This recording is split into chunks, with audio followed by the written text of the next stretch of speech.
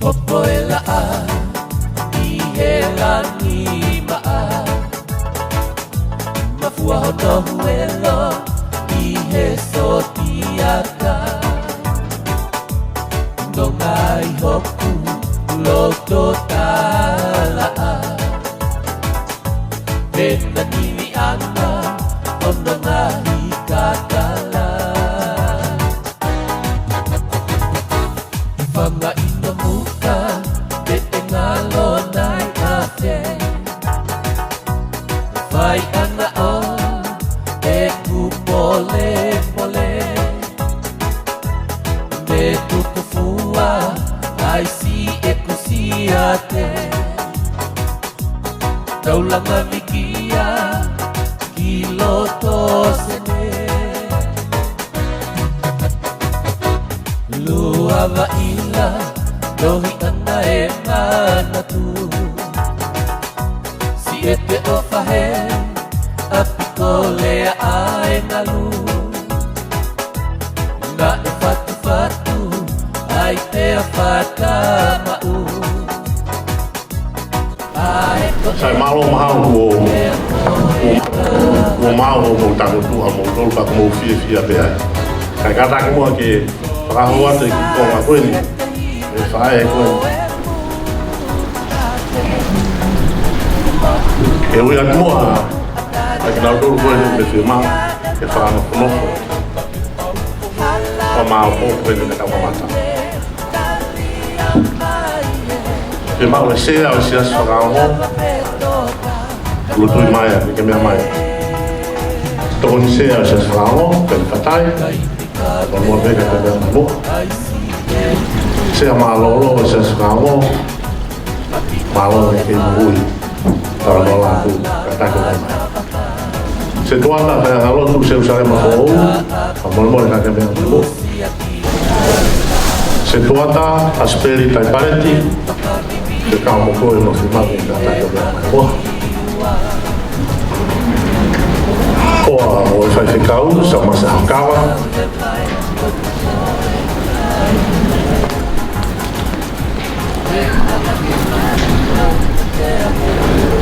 Ofa ki o tare a hakawa. Pena mai. O koutoru, kai te mo mea i ai vai ko ni, ko sinei ki tonu. Ko e pui ia. Tahine whaiaha mo nā. Whakatako i kone ke mahu au kauwhaka.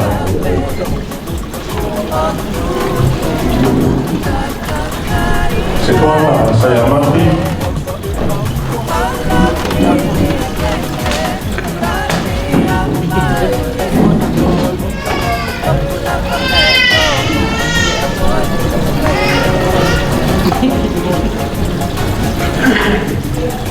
Kau mahi me lagu.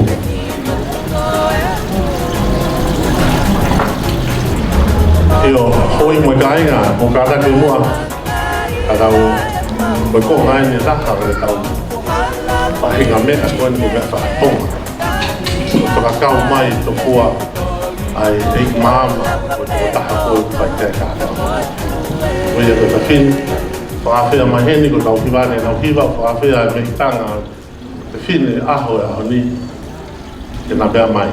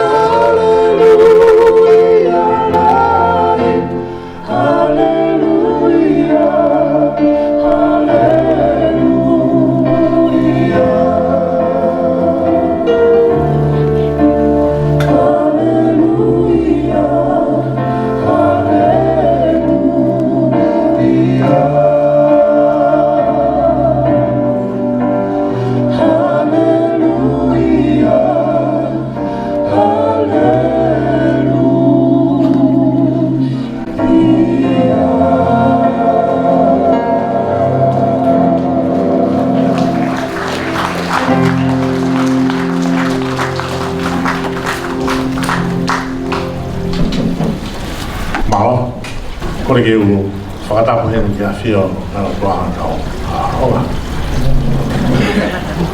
Atu ku whakatapu heni whawhe. Whalangang aho.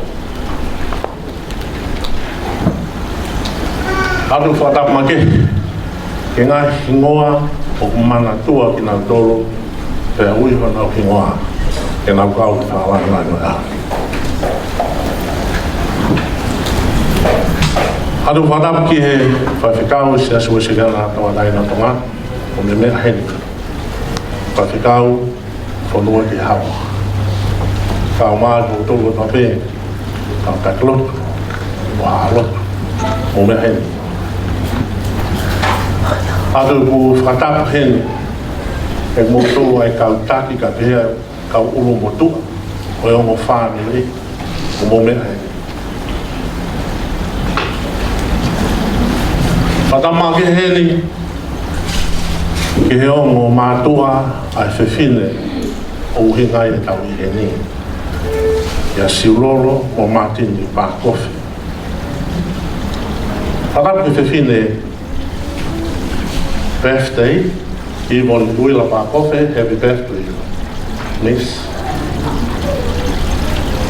Whakapata te mūtolu o tope ngai whuwhonga, mō roto tō me tuku mō taimi ka mō a whea mō mea mai e tau kau ngā kātoa ngā i whawhiwhia e honi. Ka te hei ko tau ngai kau ngā mea, kau mai tau whanau. Au mau inga eni me awha whaamiri. Tau ki kai ke pehe ke tuku ai, tuku noa ia i he o mātuani. Ai masani o whio whawhani, e ko whetaiaki he nowhe community, kuna wahe atoa e ui a sasi ke nau kau mai. Ai pēko nau ngai kau ngā mea. Ko whamalo atoa i, ko hiko mō lava mai. Ke tau ka tonga whawhiwhia. Mea pe taha, tainga ko kore, mea te au. Whamole ko hi pe te kei ki whanga whakahoko atu ko hingoa, ko hingoa o Sampa Kofi ko hingoa. Ko e kui au, taha au e kui. A whiwhine, birthday o e hao. Ko kore a pe a o mōlo tu, pa mō tokanga i kina pēr pe taha. Ko e mō kui, la e whuaki he o tua, mai kaunanga koe. Pautu ea hau mea kehe, e mō pēku mō hau ke tau kātonga i whiwhiha e honi, o kora tuku ia. A honi tau o mai pē, tau kau pe whai mea taha. Ko e mō ui, ta e whuake o tua, mai kaunanga koe. Ragu hinga i tau hini. I express my respect to our Heavenly Father, who in our presence. I also respect here the distinguished guests of the day. The ministers and the minister of Free Wesleyan Church of Tonga is here, Fonua, Reverend Fonua Kehau, and also the religious leader. Head and the elders of all family, the parents of the birthday girls, ladies and gentlemen, friends, including our children. Today is a memorable occasion for this family. But the parent has opened the invitation to congregate and call the congregation and friends to join the celebration. To everyone who assembled in this hall, I would like to ask you one thing. Please, I would like to invite you all to only one thing. The fundamental thing is the life that God is giving to Eva. And that's it, the most important thing is why we are here today, to celebrate the life, 21 years, that God is giving to this little girl as we are here today. Thank you. Now when we continue on to our spiritual service, I'm asking here to Reverend Fonua Ke Hau to come and start our services.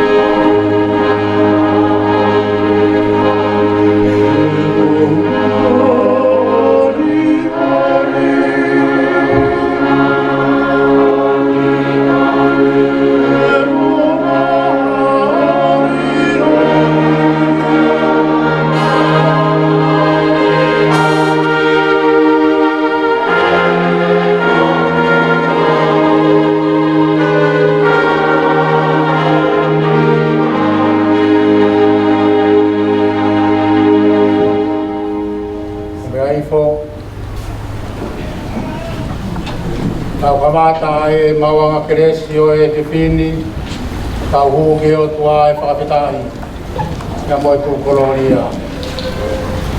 Kore ke tau kamata te himi koen, whamea u maa whao i mi. Whanoa wha, kore ke tau hiwa ke mu mea pei lalo, ka tau kamata ai o wau whakawhitai, koe wheitu la ani. Whamea u maa wha, e lau maari e mea mai, a whei tau lalo ki au. Tāri ai ku whei ngani, a o sila i au maau. Tā pui ho kwata mai, o ngau i hau whare ai.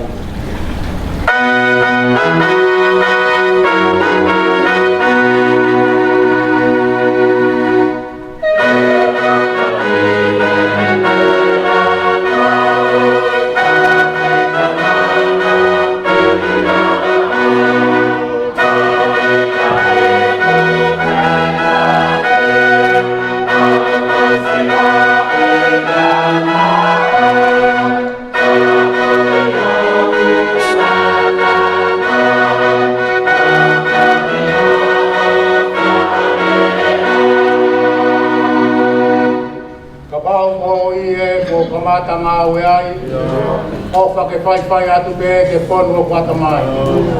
Malo be ni tulu tā, kau pe maua mana.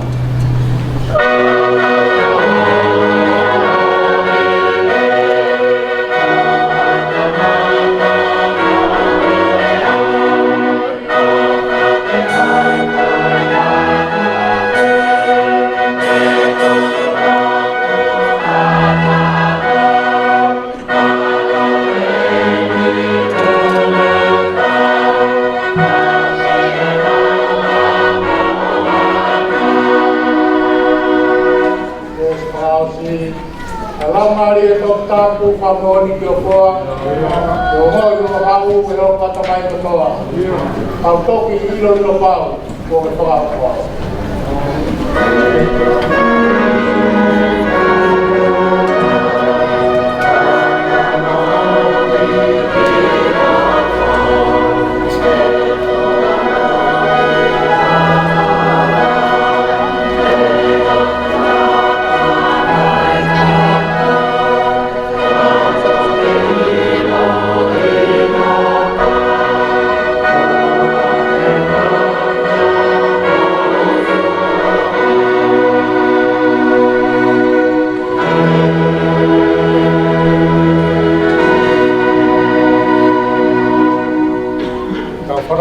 forfola o mi he ki matau tolu i hoa whakoloa koe ni.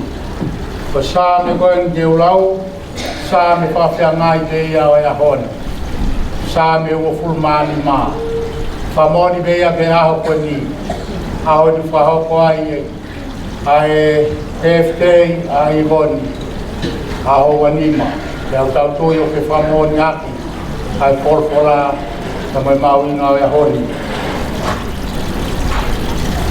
Sabi a te vita, te sihowa, o ko wakai nga te ufulau maari e ki ati koe.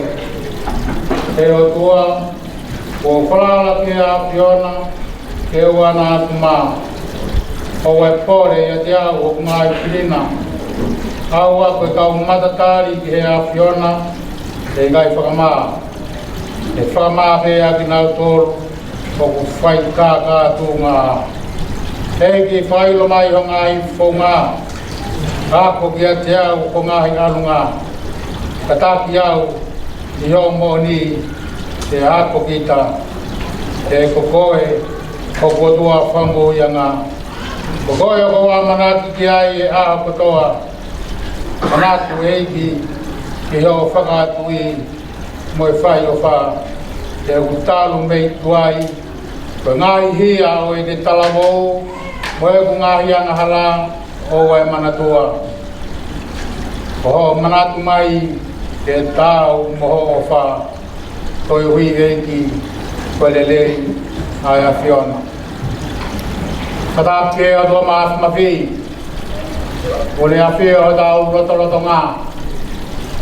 Kata ke o eiki. Ka maa hamata pūri.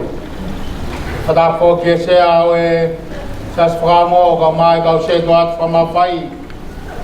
Kata whoke tahine uhingai ai tau hen ke whai ai whawhitai na moe tūkoloria. Koe hui koe tau lelei ko whai o tua maafmapi.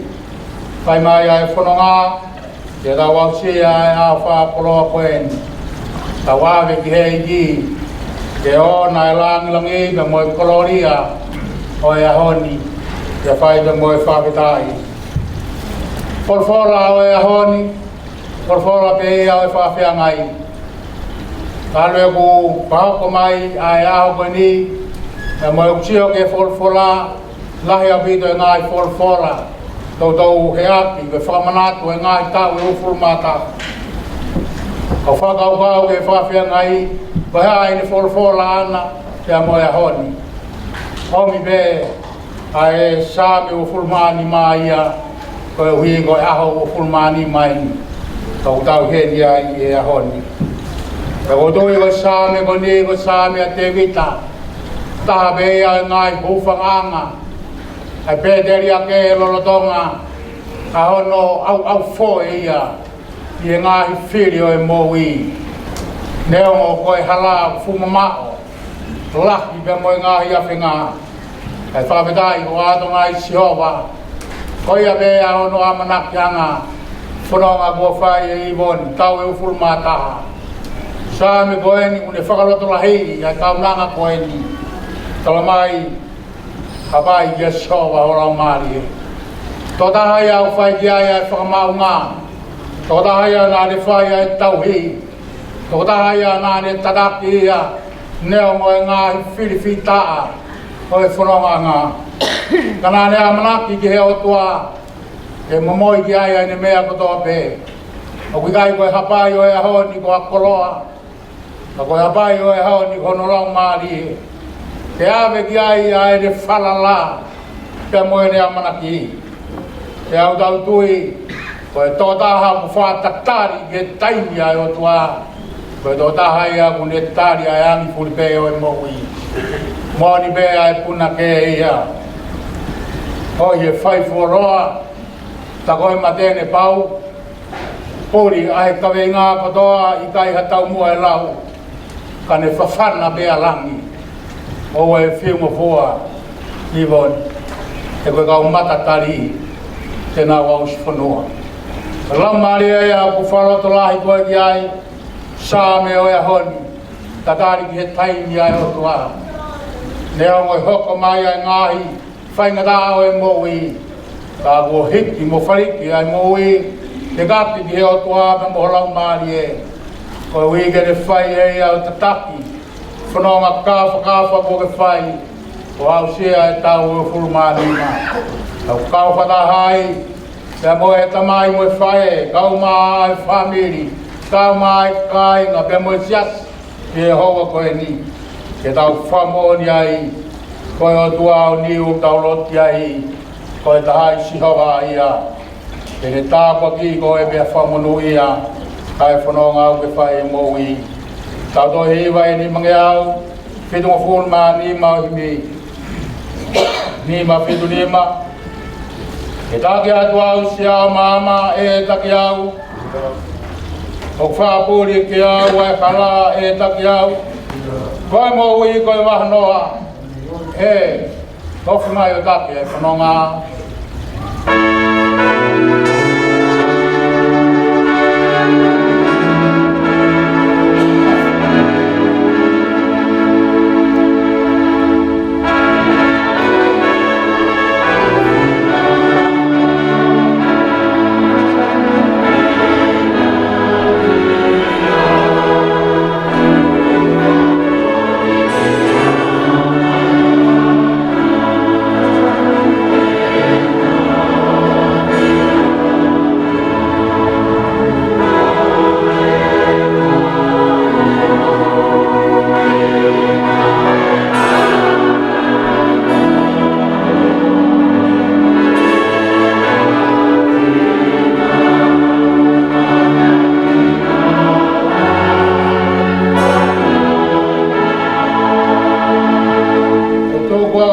Mo mabani ke taki au, palala hokuloto fie lahi ke taki au. Tahai kovine mei toki ai, o kane oua si of mai.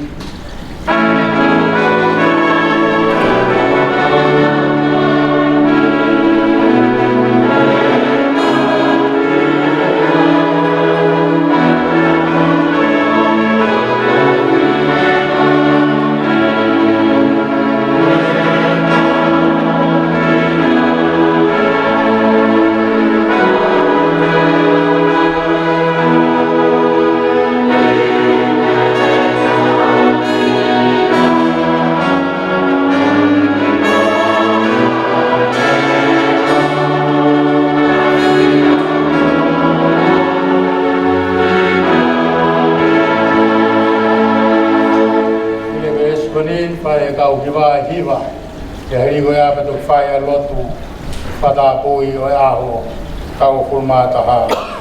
O futu tau mo sio tau yoki ke taki au, o hulu hulu wai hala kovi ke taki au, tala e hai te ke riaki eni, te ke au taki ke punua lelei.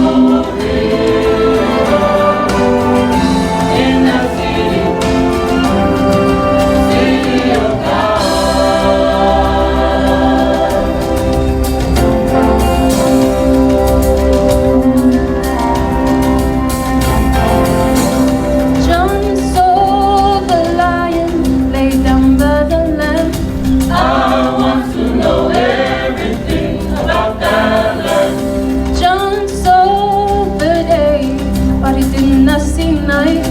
The Lamb of God, well, he must be the light. He saw the saints worship the great I am, crying, worthy, worthy is the Lamb. I want to go to the city he saw, to Jerusalem.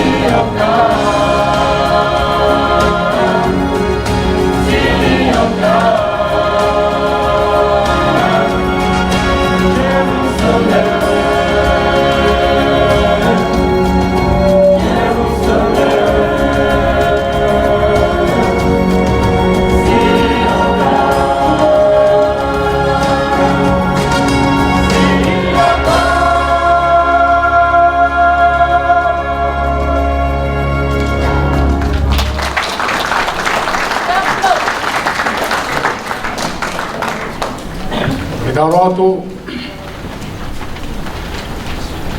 Kutua Kainga Tae O Mauhinga Horaro Mai He mea Maui Furipe O Mau Fepuno Ie Kawalangi Mo Mamani He Hiki Aungera Kai Kokoia Tua Nai Tau Yo Mau Family Ai kine mau malu ai talonga e mau tamasi e gai te ke tukua kai o ave ke ofo mai doa ma fi mota ngata to i gai o taimi ka ko to i gai o itaniti ma uno mai yo ta bane kare hawa ke fai ai fafeta tamo e tu kolonia ko wi ko e taulele ko fai tu ma pi ke ama to ruai ai feito la ko e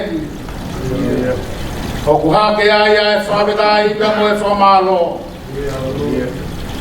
ko wi be ko ma ke ma roto ai tau yo isleri o kai ture Pena kai ke toko to ke mohe. Ka koe o tua ku hoata ina. Ke lau maali e. O iwoni. Kuila pako fe. Kumawe a honi ke whamoni. Ai tau ia o tua ko fai mana. Tau e ofur mata malo. Ai tokai ai tapu aki ai o tua. Polo ai tuku, ai lomari maanioni. Kai hifa mai, ke tau kakabakao, pe tau katoanga.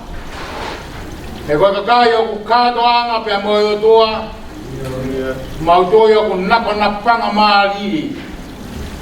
Ai mea kotoa pe ku huki ai o mauroto. Pe mo mea ku toka o mauro maali. Mautoi ko sioka sapa o ti koe. Iyo koe mafi, koe au niu. Ai a fioni. Koe lotu ia au ku heaki e hoa wha koloa koe ni. Moni mea ai forforao e pe fini. Talamai ke hapai. Ai lau maari e kaunanga koe ni ki heo tua. Ako toko tahai au tua i e mawamana ki. Toko tahai au mau pore pore ai e ahoni. E kai te mau pore pore hai wiha tangata. Talamai o kuia ato nai. Ai mata vai o ku tafe tau riki.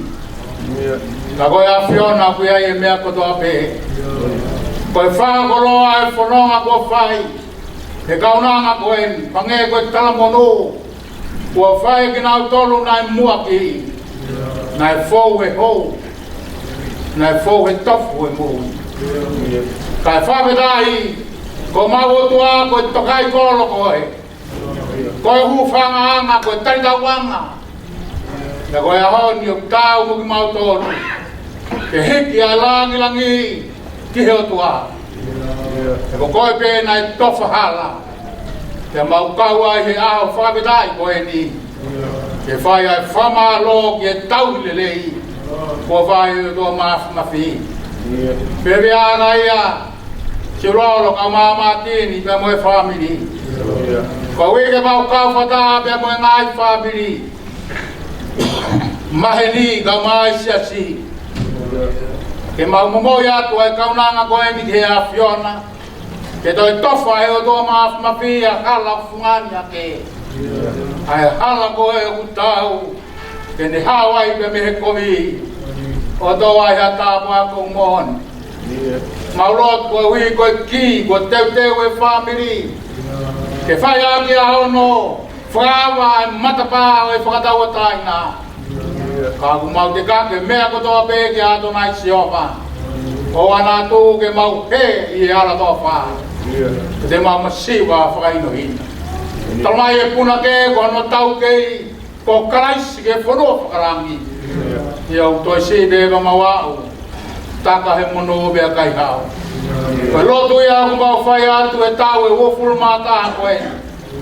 Ke ai ato nai si hova i be. Ai tofa a ono hala.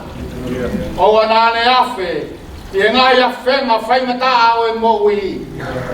Whai ange bea siwa i ni amanaki. Whai he roto me whatua meri e. Koe o tua au tua ia e ni amanaki. Koe tua ia au whai ki ai e mau whawhitahi. Katoa ko ke a whio e bea kotoa pe. Whanau a hou eiki ka maha mata pūre. Sea e whango ka maha kau se tuat whamawhai. Kai ongo whamiri katoa ka maha ka kai kotoa pe. Kau ngā mea ko mau kau e malari o e honi. Katoa ko e langi momo ia ki he a whiona. Whai ai koe e tofa e hala si kau nanga koe ni. Toi omi hanga i tau. Tau e tuku hanga i tāpu aki. Koe wege ne whaulo to toa. I e iwi be e ho a whio. Koe e mea tene i kunai. Tokoi mai ho rau maari e o tua. Tataki ki mau tolu he kātoanga ku mau i heni ai. Tuke kei tokai be ai. Ringo ai be ai merino ai a Fiona. Te whai ai be o tua ho mau tāke kina. Koe wege mau ilo e hana koe. Kau tau ke mau au sia ia e mou i tai ngata. Tokon mai o tua pe tau whanonga mo koe.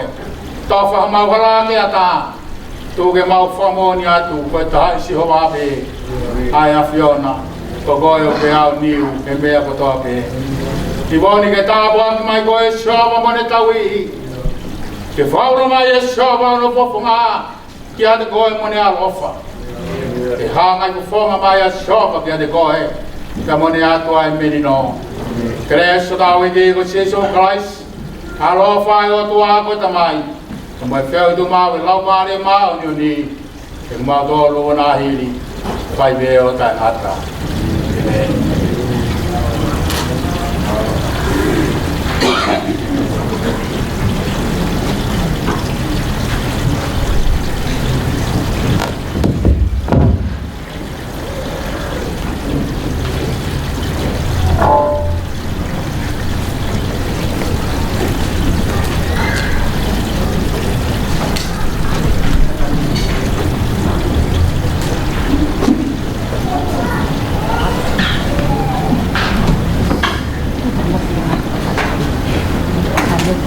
Review road kata proklama yang ini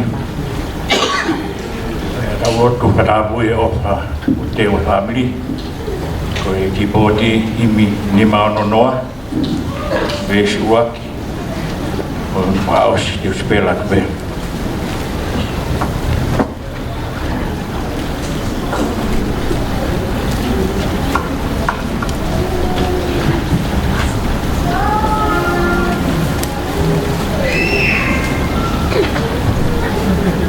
Kembali ini pada road pada buat program Hanova ya hon. Kami bilang, kami bape sewa ni mangaya untuk full kami ni mau nonoa besuaki apa sih?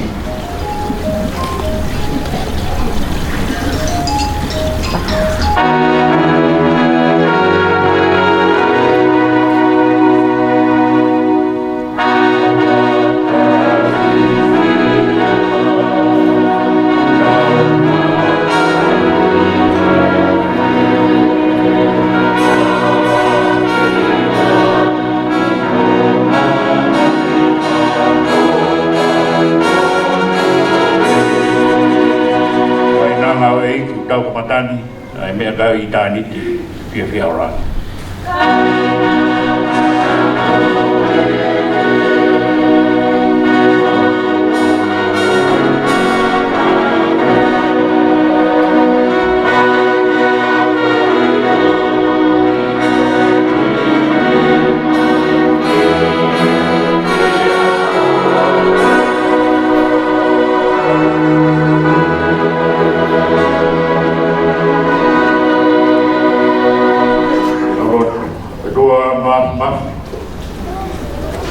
Sebab ramai dengan saya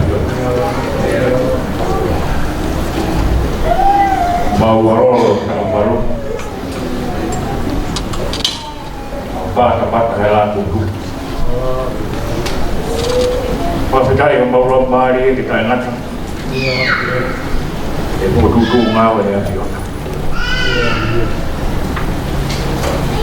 ahon ni menongah ketongia kai mari ai pakakoloa ai mafi mau ikut naik kong aurat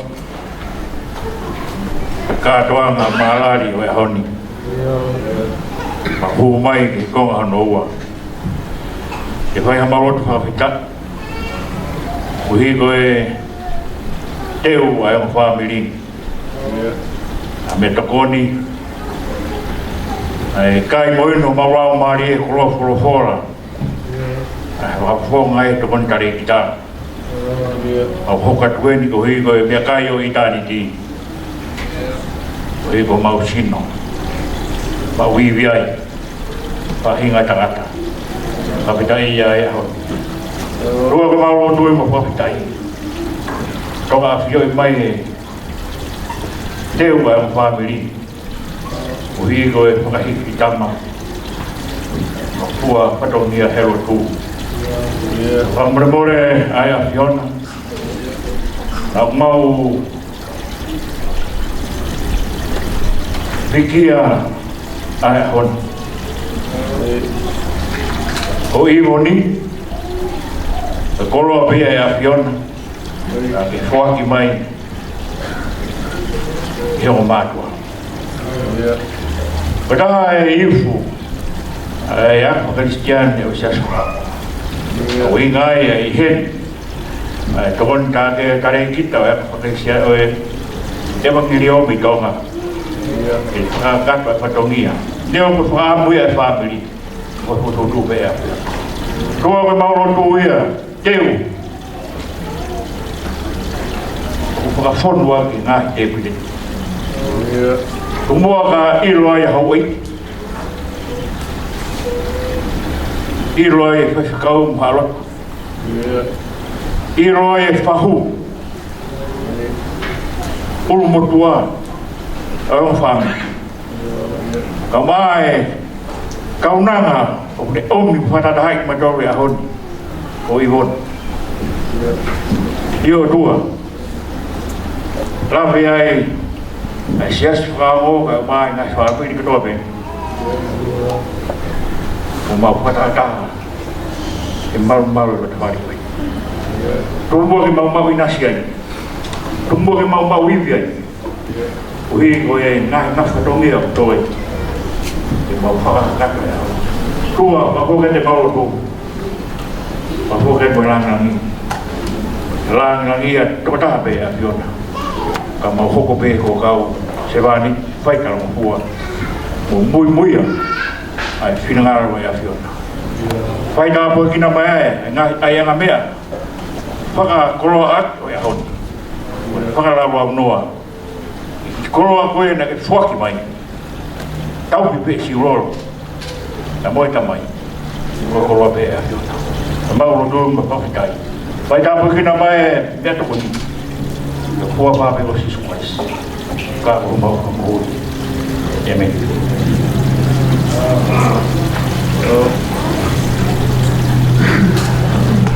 Vaya, pero mucho tío para montar. Malo. Fa malo atu ko ange ko e lot lele na ka fa no ke ko lava ko ma o aki au family fa la mari lava ni mo ko ma o ko po atu aki lo do sen tu fi ma mia mo fi ma o ko mo do ko do pe ku fiere fi ma fana pa fe ya ko ke me mai mo ani ora pepe ki me ko loto ke fatonga ya ka botol ko nga pe ya MC a honi o fatonga e a e a vela vitoi o ke tanga nga o fenga ki avoid ai mai fenga ta ya vai e sino i do ha pe vai ke lahi o i no me casa o botol mo lava va kai mai ka te au ko ka fato he ma o ki ai tafaki mai ka kai fine o tafaki mata u heni ku tafaki ai mai ka tangata. I'd like to ask everyone to be aware of these things to avoid that the lack of drinking water. Let the kids have to be trying to bring the water, not to be bringing more gas. And because of dehydrating, so we try to avoid the things. And the other one, I have to be aware, for those of you who want to go to the female restroom, that's my left side. If you want to go to the females, and on my right side, down here, to the males. For those of you who want to come up there. That's it. Mohopo atua, you're sending when mohopo. Malo.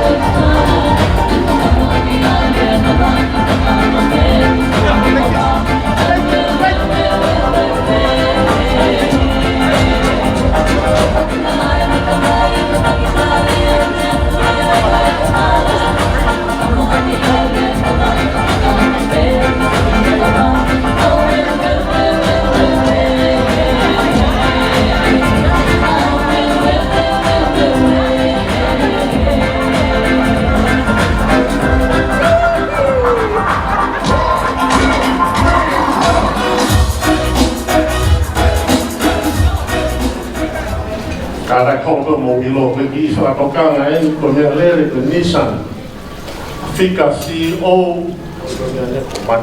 Taha NT CEO 11 NT Kata ki mau ke ki ngau kai hua te ngai mea lere koe ka pau uia taha ni hua koe ona i o mea lere malo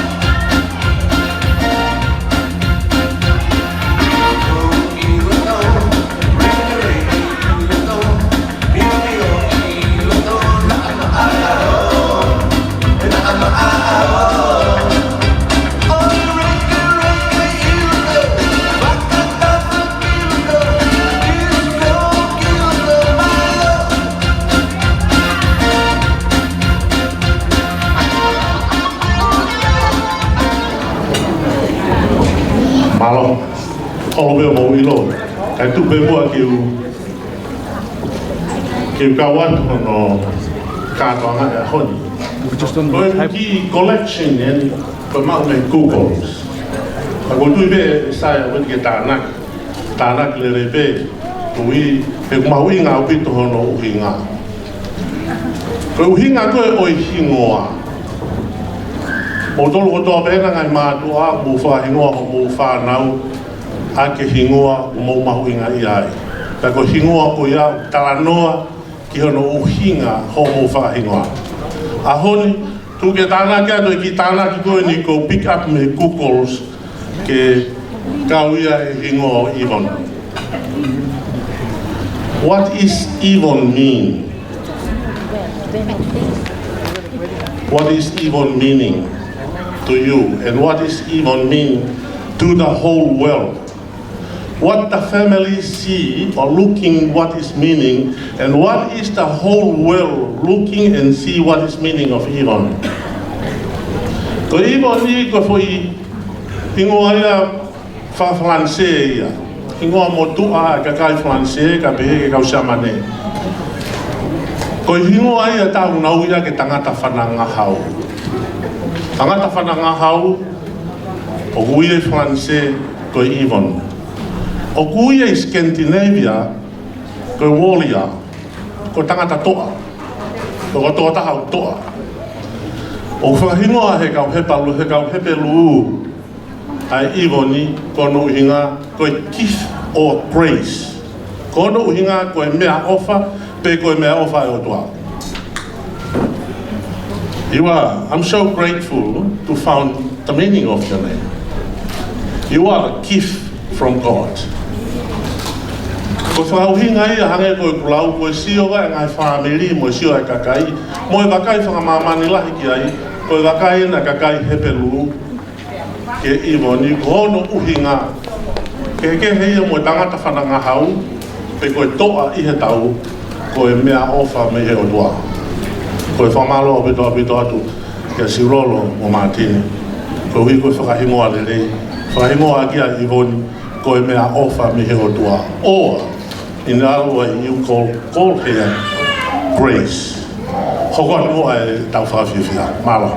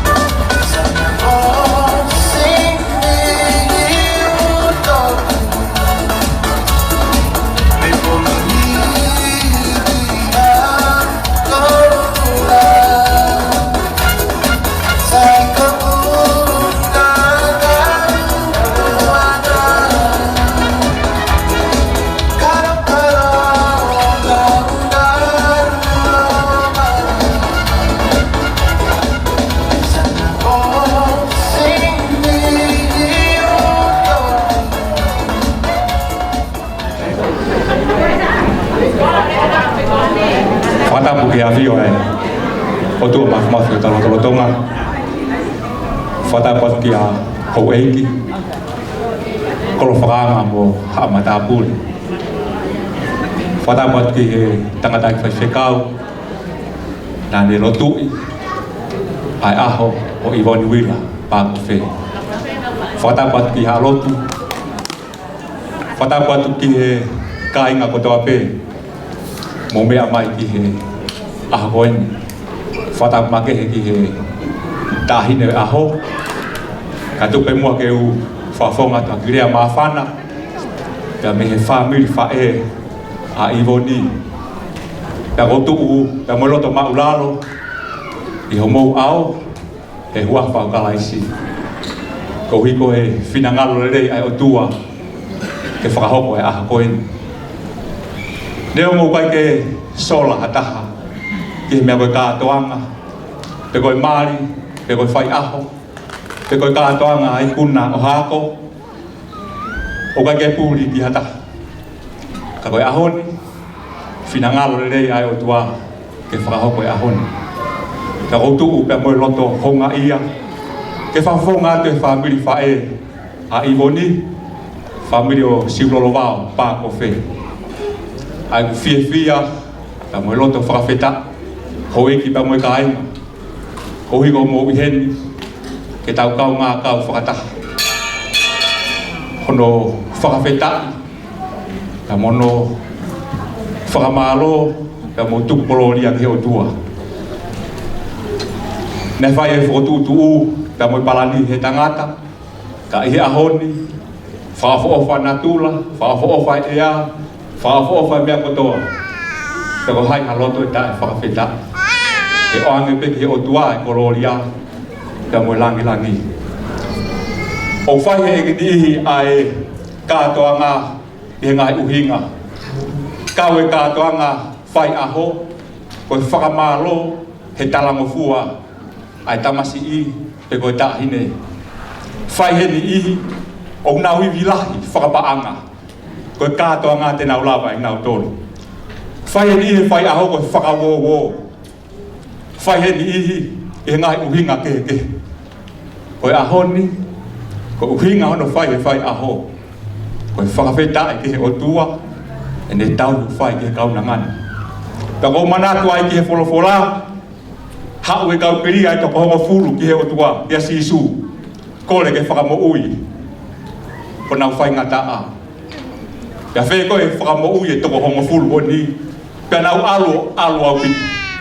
Nea e fwoi toko taha. Nai manatu ki he toko taha nere whai whakamo ui. Pea whoki ki a sisu ke whai whakamalo. Koe aho ia koe ni. Koe aho e whoki ki he eiki. O whai whakamalo. Tuk tānaki mai mea toko ni, tuk tānaki mai tau olunga, tuk tānaki mai ngai mea keke. Ka koe aho, e whoki ki he eki. Malo e ne tau, whai ki kaunanga koe. Koe koha mea si, koe koha mea si. Koe koe uhinga kātoa ngā ia, ke hā halangi, oha tangata, ke whakahā haiwi, ke koha toi uhinga. Kātoanga koe ni whai he loto maulalo. Ke ongo mātu a, ka tau tānaki kai ongo whāmiri. Koe whakawheta ki he o tua. Malo e ne whina ngalo e rei. Ki whakahoko.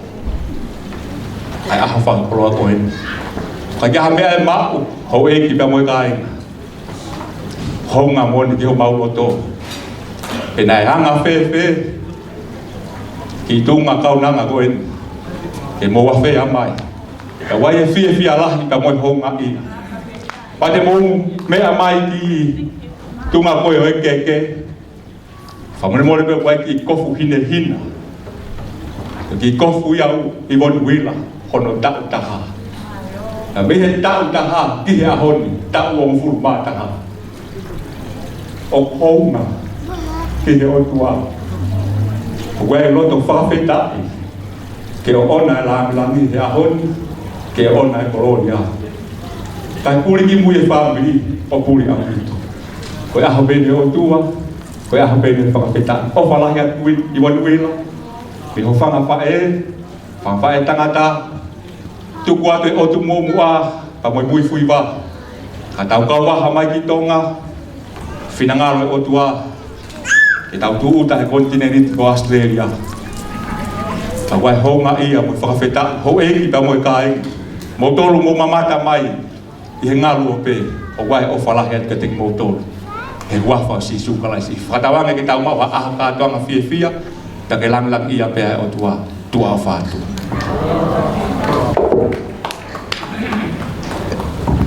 Holo pēo mo wilo. Ka tuku ke mui atu ai me i he rea whamalo ko whai me whamere o siulolo. Mo tolu koe na i he kamata koe kurea taritari.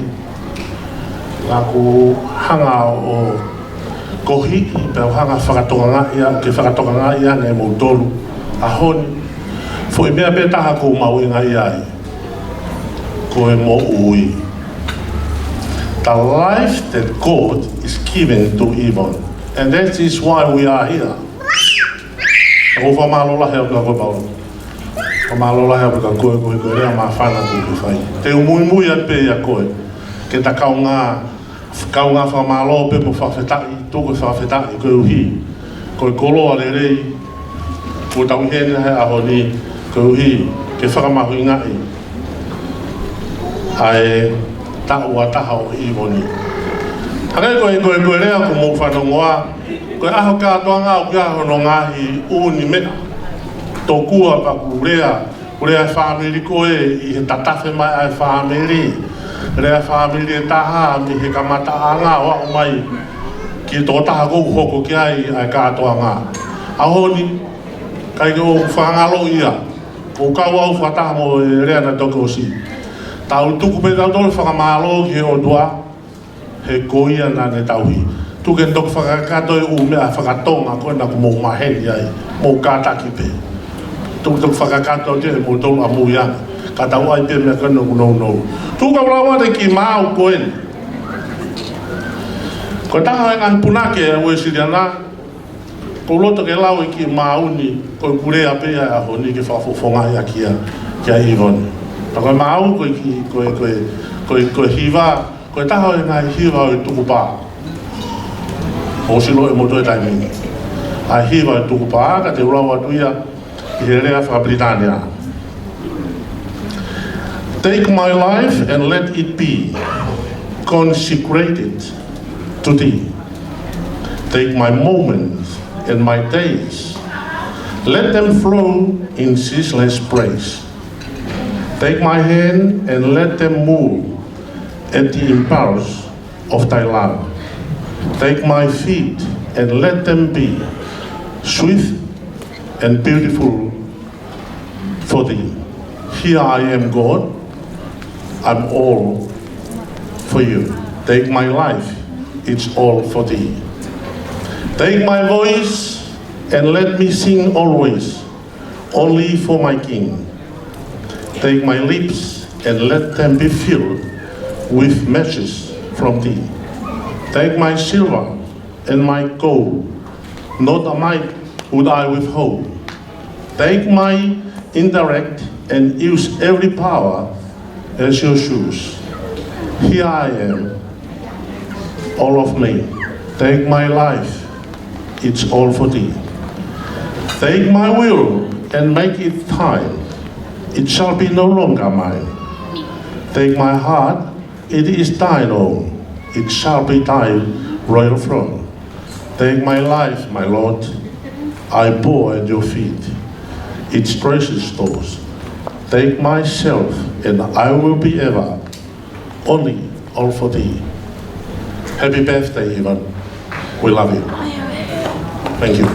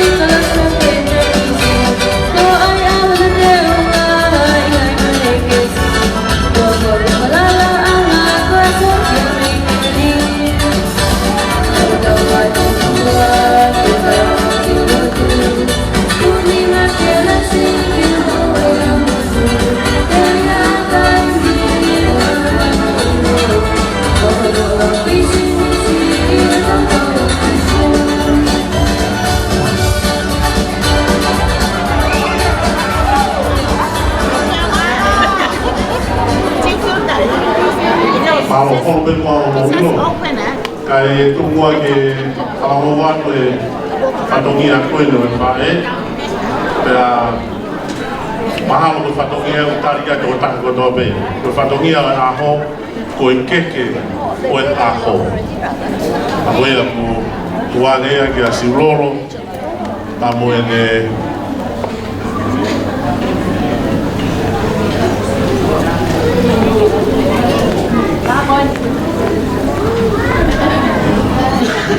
ke la o whakahau watu ai ngā luko e keke e aho, malo.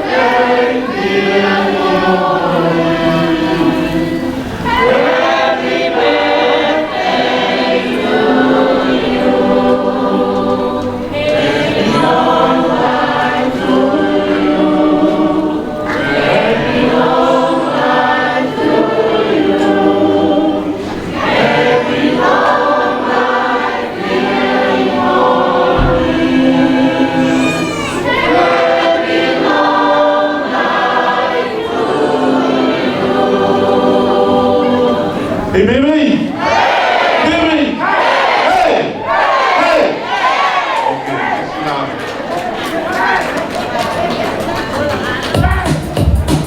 Kau paita, pungata di kapal bubu paita, tadi di kapal bubu. Kau paita, kau paita.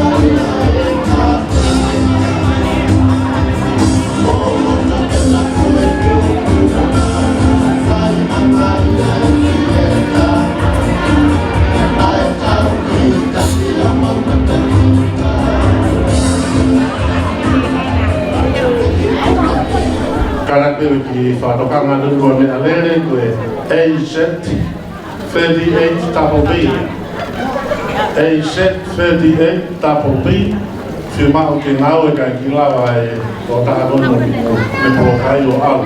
Rea kau koe kāpe koe meni hine hina koe poute. Koe whikai o karaki.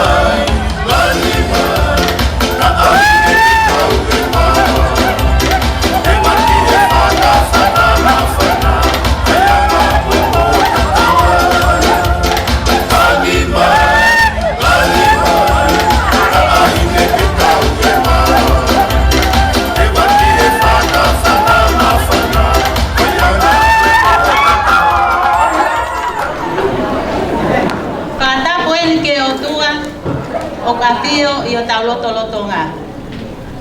Whatamu heni, ke whetu la a ko heni, kune o swatata hai ki tau tonu, ke tau kau ngā whawhetai i a ko heni.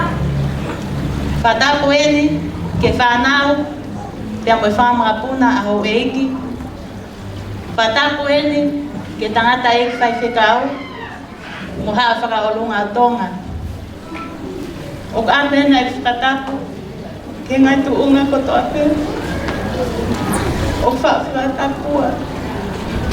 Ka atau maa ke te au, ke whai atu. Ai ki whatongi atua, mo masiva koe. Koe ao be o lotu, mo whawheta. He tauhi mo ui, kua whai ma ai ki whine mo tua masiva, mo ta iloa. Hala he whika, koe laukonga. Koe ki whine mo tua koe ni. O mo oni, ai whaka anaua, ai poto ko Solomone. Harange harire, o kuhuluni, i he tala. Te ahange, hafu a pere, i he ngahi akau oe wao. O pehe, ai huluni hoku ofa anga, he kautahine.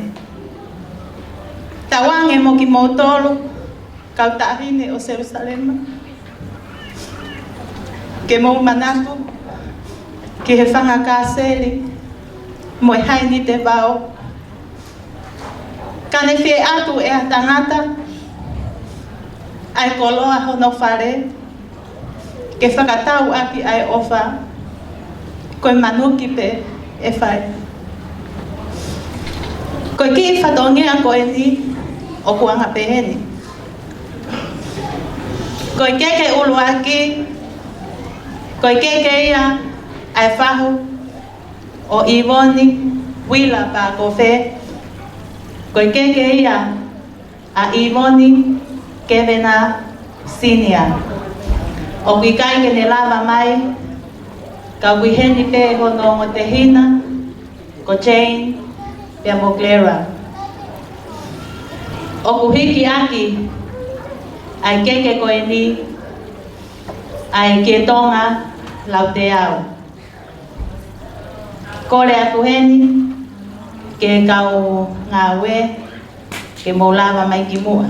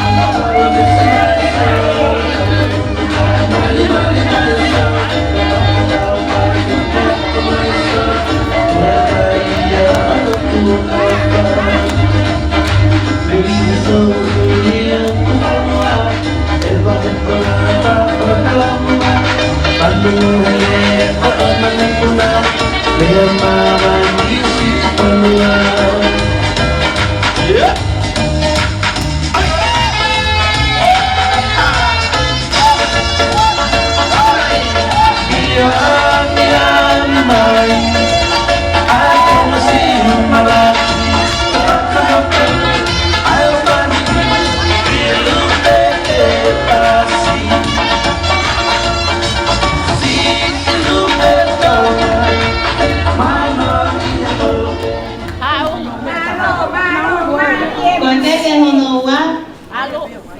keke ia ai whaifekau nā ne tāpu aki ai ki pine motu atu a koeni. Koe keke ia ai whaifekau whanua ke hau a hokawa. O kuhiki aki ia ai whalapaongo tolungo kumi. Aofi aki ai ngatu koe whaatu walu. Whakamolu aki ai ki e tonga whakwha. Marie, Marie!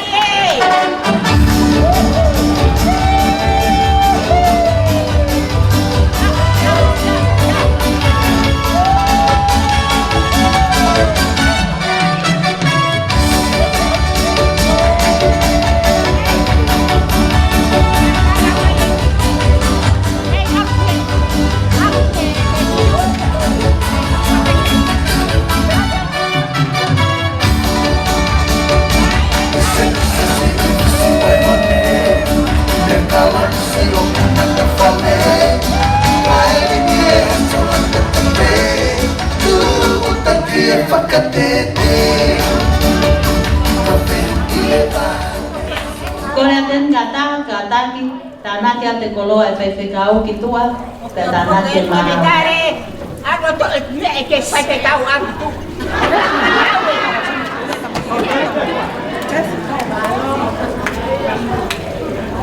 Marie, Marie.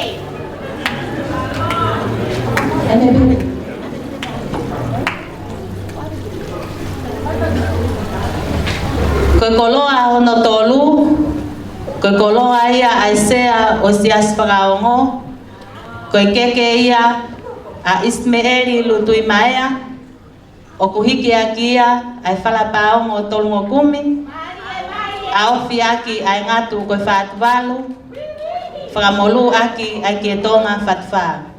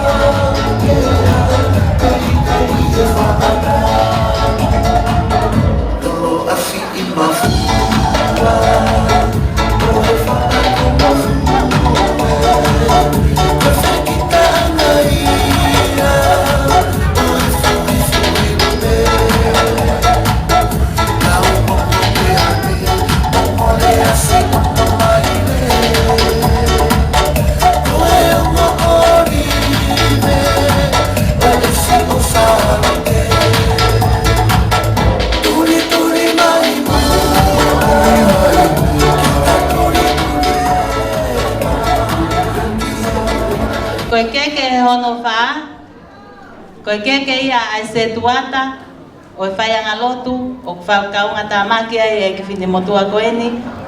Koe keke ia a sione veilofia, ai a kuhiki akia ai whalapaongo o wongo kumi, whamolu aki ai ngatu koe whaatu walu, whamolu aki ai kietonga whatwha.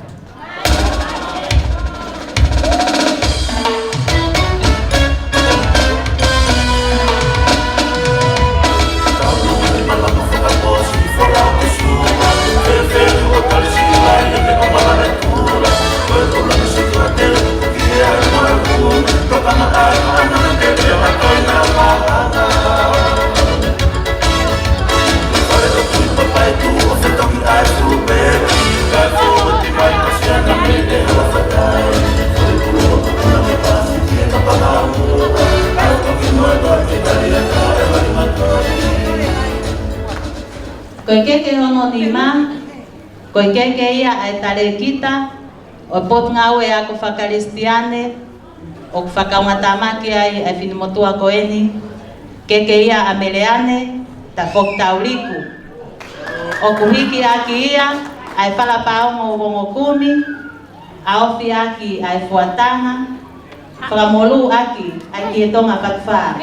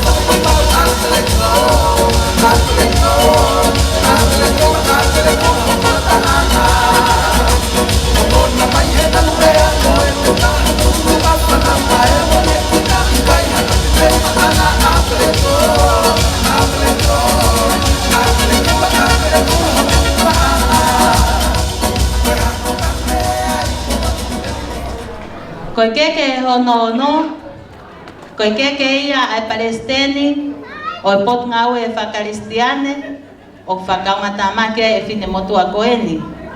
Koe keke ia a vai po manariku.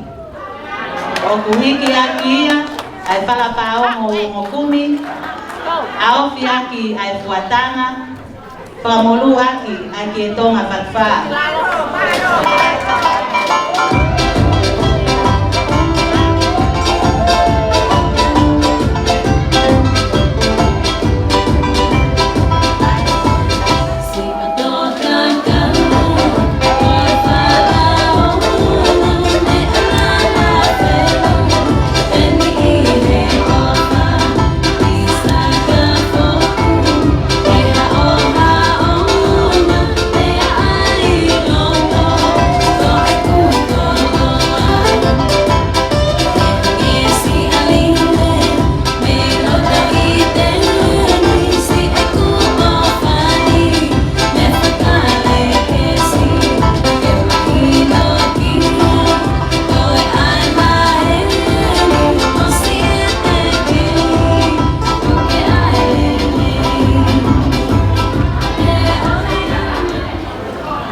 Koe keke whaosi, koe keke ia ai pule lau tohi whakasapate. O whakakaunga tamaki ai whine motua koeni ko i honi. Atu whakataha, mo i tatau atu ai whine eiki koeni ke lau tohi whakasapate. O kuhiki aki ia ai whalapao mo wongo kumi, aofi aki ai fuatanga, whamolu aki ai kietonga whatwha, koe koloa ia a Elenoa tau mo hapai.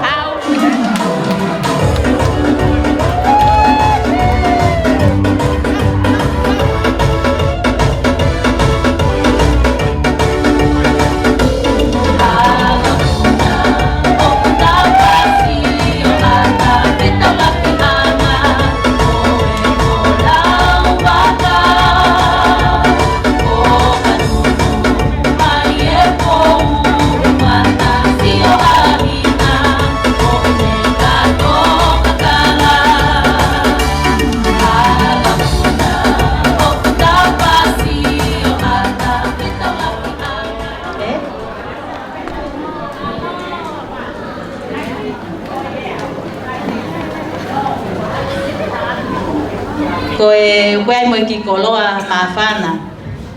Koe ki koloa uloaki, koe koloa ia, aho mau mehitanga eiki, o fuaki a heni ma vealapa, o kuhiki aki ia, ai whalafihu te kumanima, mohono aofi, koe fuatanga.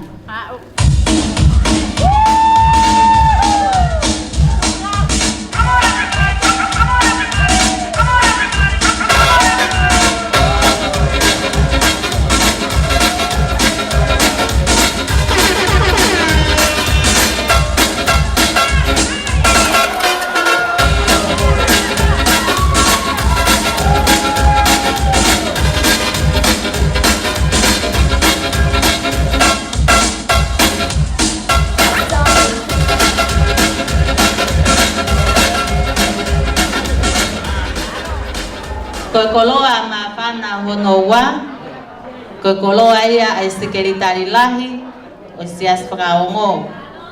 Keke ia a lose seso te aupa.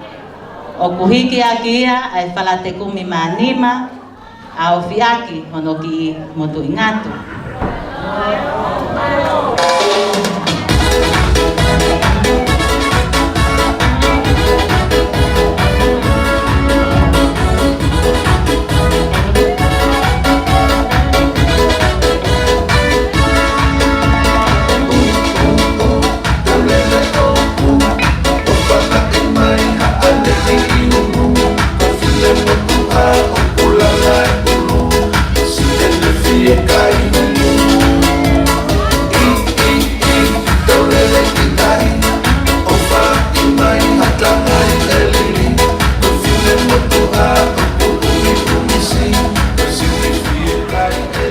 Koe ki koloa ma whana hoko, koe koloa ia ai se tuata, o e whai angalotu o se Salema Fo'ou, ko e keke ia a Asperi Taipareti, ko e ki koloa ia Asperi Taipareti. O kuhiki aki ia e whala te kumi ma whala fihu, te kumanima, a ofi aki hono ki motu ingatu.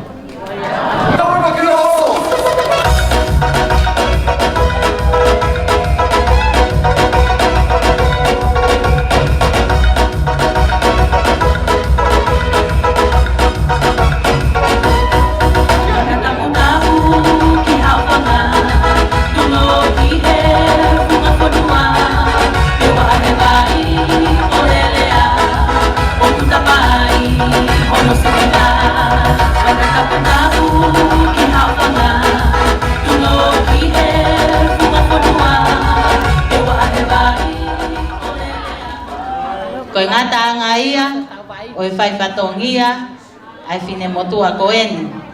Kai orewa, ke whai haku ki lau lau kakala. O tuku ngā tonu, e kwhie whia, ke tangitanga, ai monia.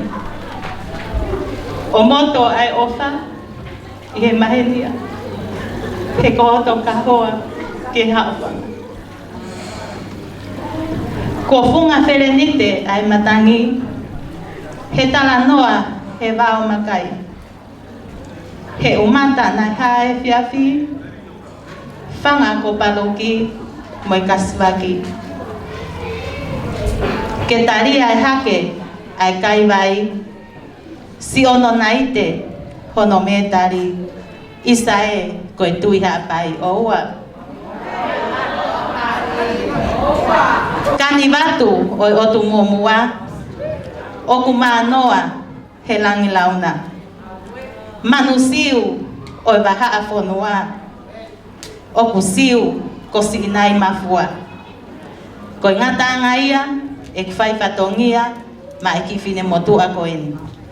Ka kou kore atu ke TJ, ke tā i mai haku ki foi fasi. Ka e whaka me ite ai whiwhine haapai. Tue.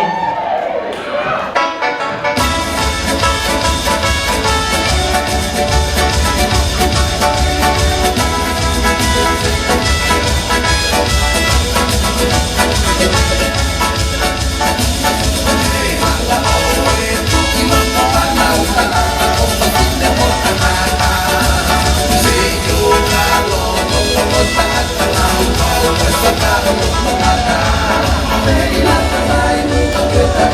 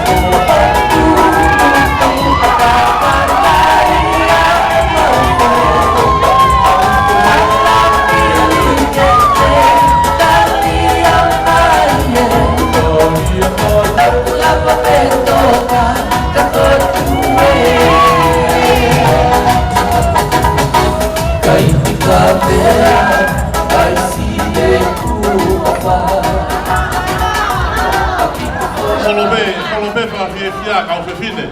Ka tu be ki huat. Ko kagia ko hata ha multo wa ne si fa ne ta urunga.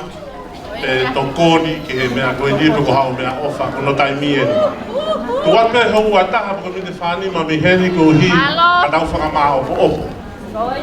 E kai tau no fo pe he no fia pe he ka tu wa ka tau wahi api. Ko ia tu wa pe fo mi te fani ma ko sko ia o whakatoka ngātu. Ka kore rewa ki whaiskau ki ne whaosi. Pa mole mole ka ki whaiskau ka o mae au whakalanga rangi. Tu wa ka pe mi te fani ma ko tu wa ka mutolu. Nā e ke kāpuni mea tai mi. Nā ue kone masi lolo, ufu kei matai ta o runga mai pe. Ko ia, o kāna, o ia o whekana ta o runga, pa maa whai koe tangata ta whasieni teu pe. Ka koe mini pe whanima, o tā puni ka ta whokirewa ki ape teu ke loto kumpo. Malo.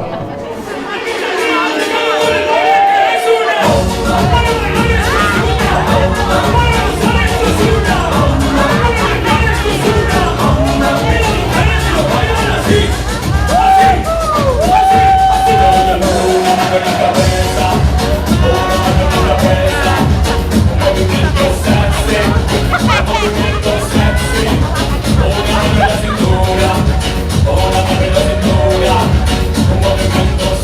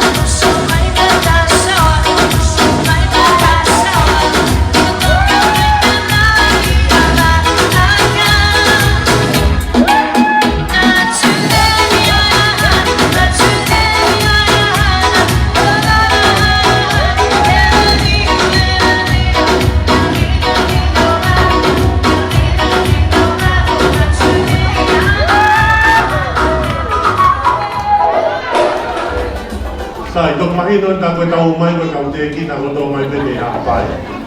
O mano faste. Ano ke fas. Malo, o ko tite.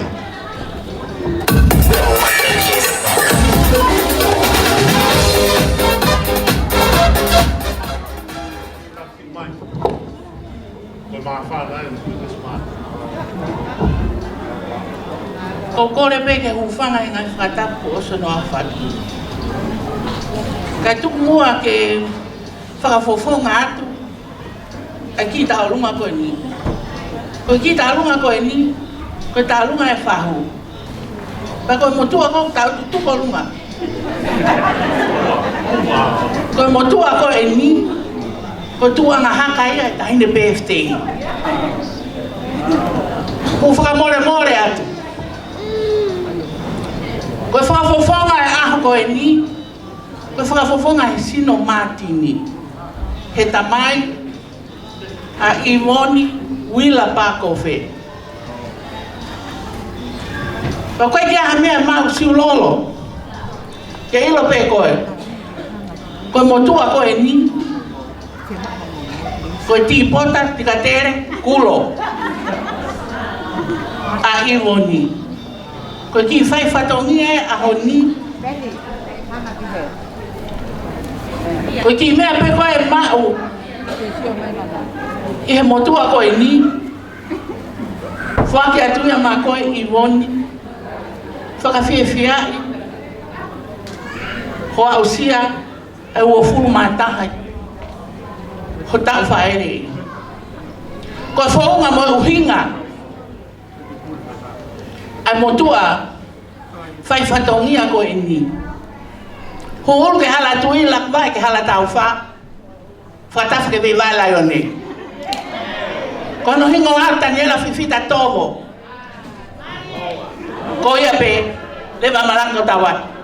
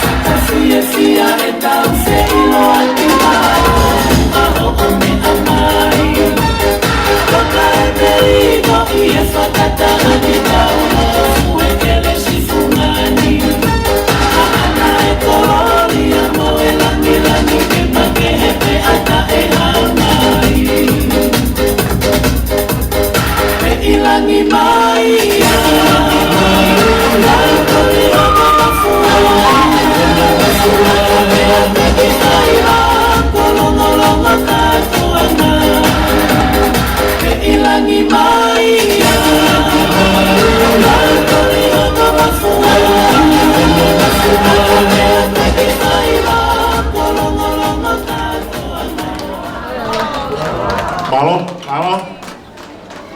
Lava de taha, to e lima, to e tau lunga e lima. O lima pa mo mafana fitu. Ai tau lunga e taha ua te tau. Kuku e to pe to fe mingi fani ma. Iyo, malo tau lunga.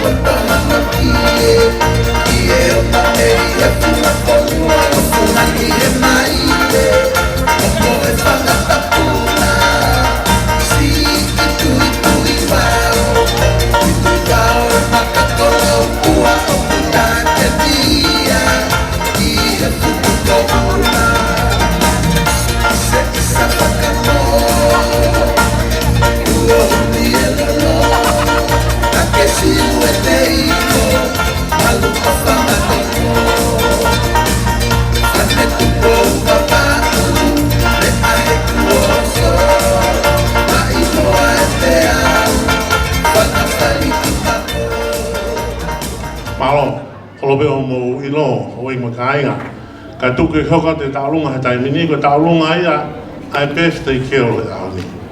But I would like to be informed of the people who don't speak in Tonga who are here. Because to understanding what we are doing down here, dancing, or the we call in Tonga the solo dancing of a lady solo dancing in Tonga, is one of our unique, most valued. The ladies, the Tongan ladies, they think that if none of the item gonna be doing like the celebration like this, they think it's not a celebration. So our celebration, we celebrate including the kind of our Tongan traditional dancing, solo dancing.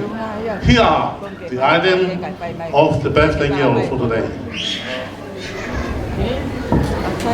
Ko le peke u te whanga te whakatapu, ko e whakaata ke whakahoko ate ki tālunga ko e ni. Ko e tuanga o e ki whinmotua ko e ni, ko e whalafihu o ngokumi, au whiaki ai ngatu ko e whaatu walu, o ku whoaki ia maamaka mo Daniela Tovo. Pea ko e tekteki, ko kore atu heni, ke Jane, ke ne mea mai o to'o ange e tekteki o Imoni, kai ata ke whai ai ki whame ite ko e ni, toa o whaatu. Jane?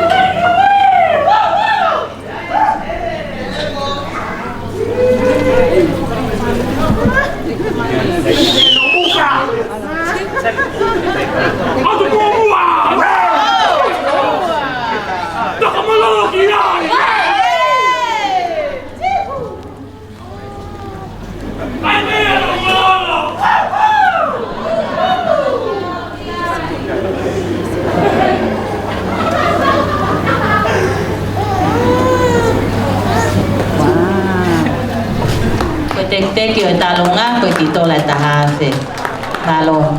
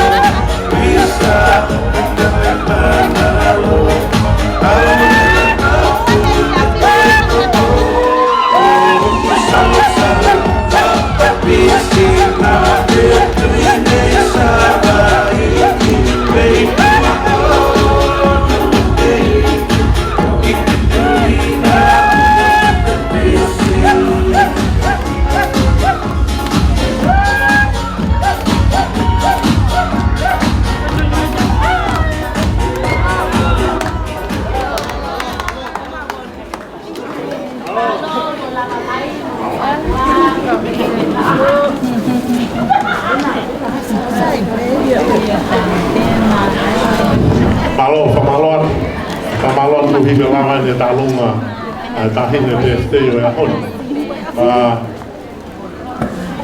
Kune lama lere e ibu ni nama kaya ya honi ai tukung ai moi. Kalau fano ni tala ifale na ifai mi hono fano me kau mo se tu ata hile lalu fasabate. Jadi kan me ya i wako o kau de grupo lotu fakasi tiane paisesi. Koe ni une toi malama pe o ta lunga ai ta unga fai wa fatonga. Famaloa tu ki kau hapai e ke tauhi e mea koia. O ai ke mo le mea whakatonga neo mo e tau nofo mulini. Te kina mea hapai mo te kina poto o pito. Todo atu. Tu mai tu chei. Ola o koe hai si te o tu motu.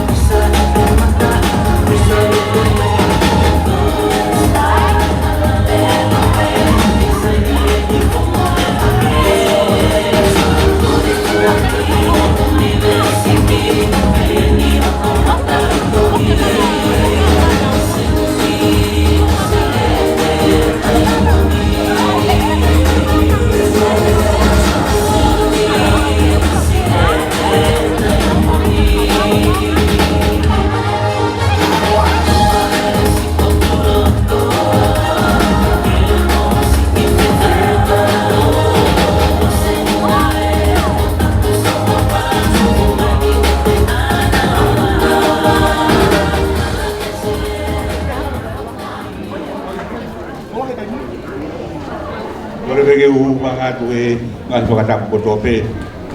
Ula wa mi moan. Kaya ka pe mo ke whai atu pe. Aki whakawhia. I hoa tāni. Ko e koko atu pe. Ahono whakawhia i aho tau ko pulmataha o i boni. Ange ko ia ko mo mea i. O i boni ko e kau ki ingi sias ko e o kau ki ai ko se sare mo ko ou. Pea ko i boni ko kau he iupu a se sare mo ko ou. Kau he iupu a sias ko kau mo wakatoa. Pea ko ia ko e taimini te mau whai atu ai ki tālunga. Sias boni o kau ka i boni se sare mo ko ou. Pea hiri ia, te mau toi hongo atu peke i uhu a e sias ko kao mo, wesi te ana tau taina tonga. Pea ka hiri ia, te mau hongo atu ke taurunga e sias ko kao mo whakata. Ko ia kukore pehe taimini, ko kata ko watu oto o mai.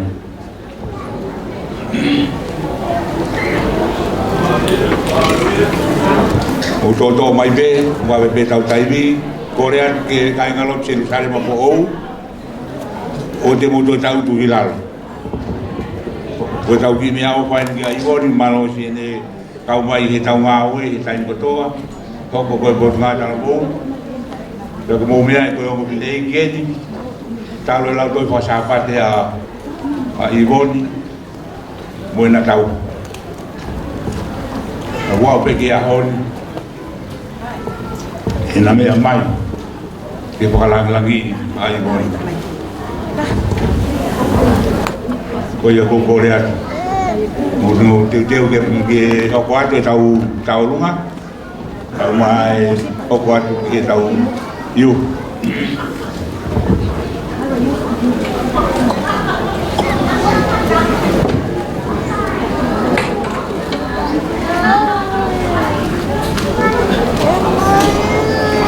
Ia. Un ke ata. Koe kau iu pue ni e sias ko kamo o si te ana tau taina tonga. Na nau mononga atu ki tonga e tau kuhiri. Ko kuhunga i a sereria e konferenisi a sias kue si te ana. Tau i a sereria ni. A koe au nau hen he ahon. Ki whai ai whakalangilangi. I a iwon. Ko malo ki e iki. E tau whai ku tau lahi. E kore ana tau whanongi a ane nai. Mahuinga ni mohui, mahuinga ni mohui, ina kamata pe mo eki. Ko ia kuhe ni tare kita. Ko ni kuhe tare kita pe mo ngo Palestine bonungawe, to kon tare kita. Ko ia ko kore ke laki kamata ki bua ki konga ko ni. Ko ia ki bia ofa bonungawe. Para bo a se usare mo fo pe mo yu. Whakatoa, ai whakaongo, ke poa ki atu ki aioni. Ko e koe tare ki tā, kau mai Palestini, ina whakahoko atu.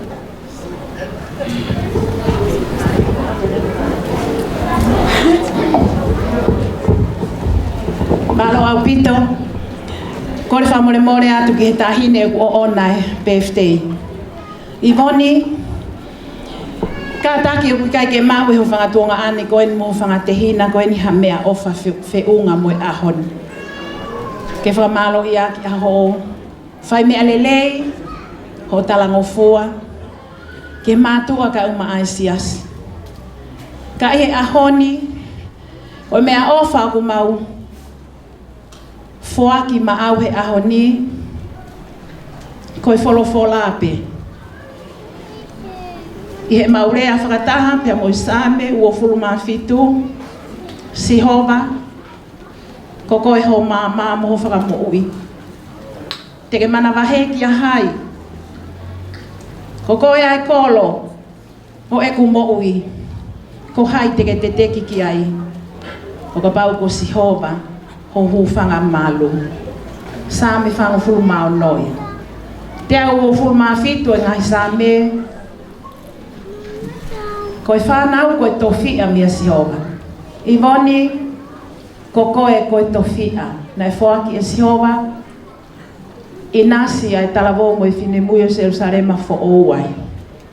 E ngai tāpu aki mo i koloa, hange ko ia ko ke inasi e mo uihe ahoni.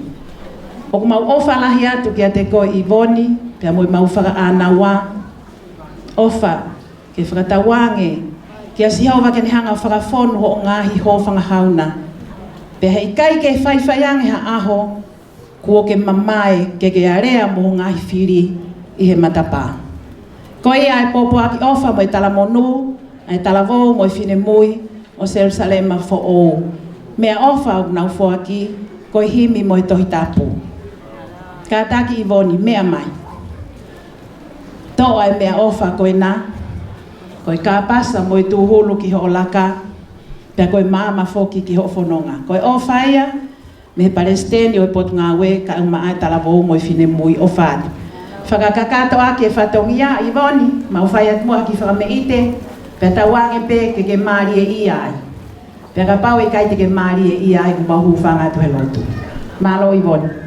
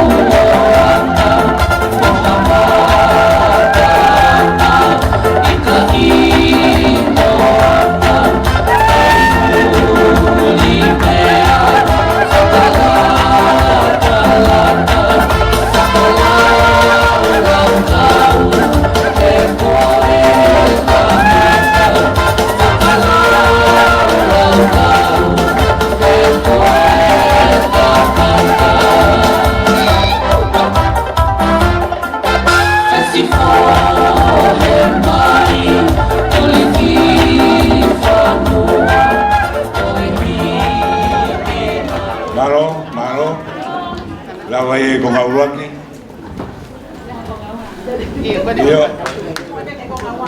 O ka ke ko ngano ai talunga ai se whakaongo, ko iu whene se whakaongo na ko pat ko ni. Kau ka to ke tamai ki.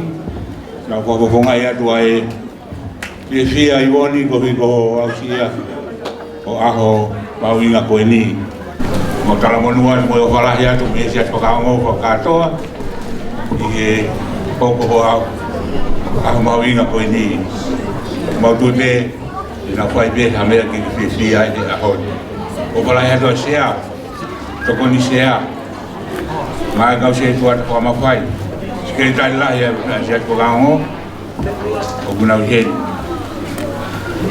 ki o to na u talamonu o na u fala ki ate ko o ko ke la kala kai monu e pe ko no ma ki fai la ko tu be ke ko wa tu be ko no nga ye la to pa sa pa te ka uma e ko ngawe ai ko ngata lo ye kahau o bala ya ka te koe malo pito ko le ki ho ko atu e fasi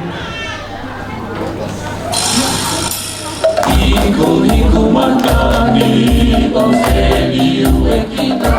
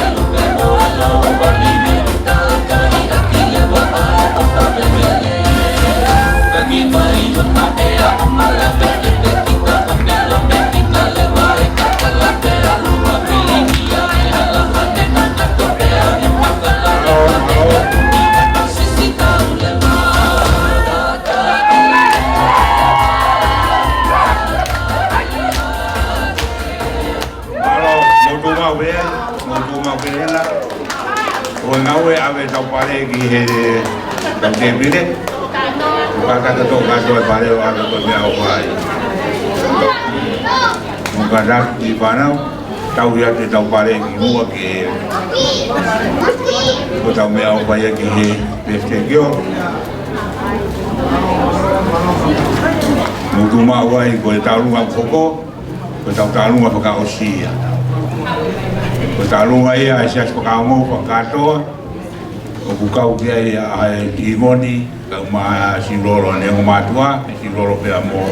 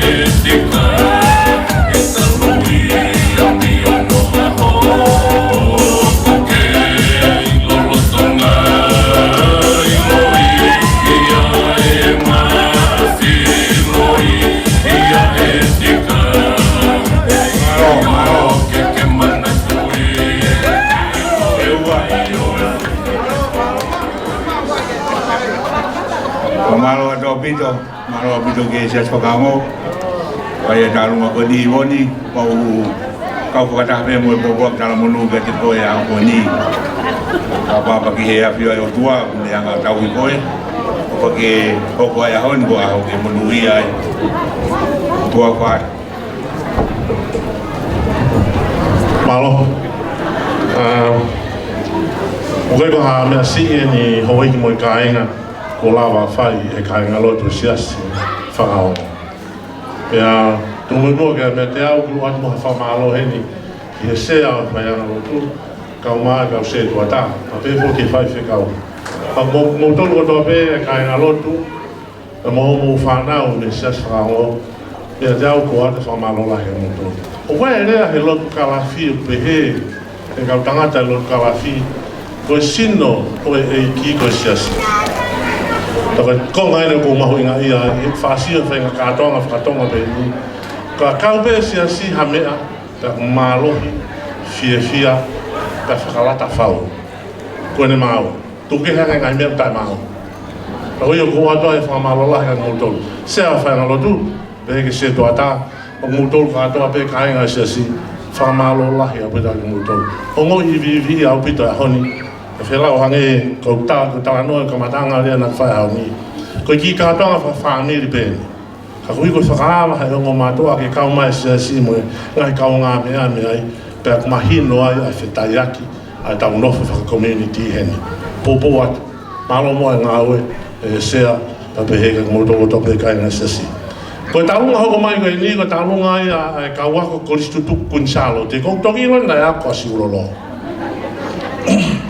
Ko toki ilo ni nai ako pe asi ulolo. Na pe au ia ko si lolo na ako pe ia he rea whakatonga. Mu whanongo ki hene ngahi tō. Rea whakatonga lau maau mo hene. Ta ko tahina na ako e api ako Koris Kunsalo te guai hono rea ilo pe mo tolu.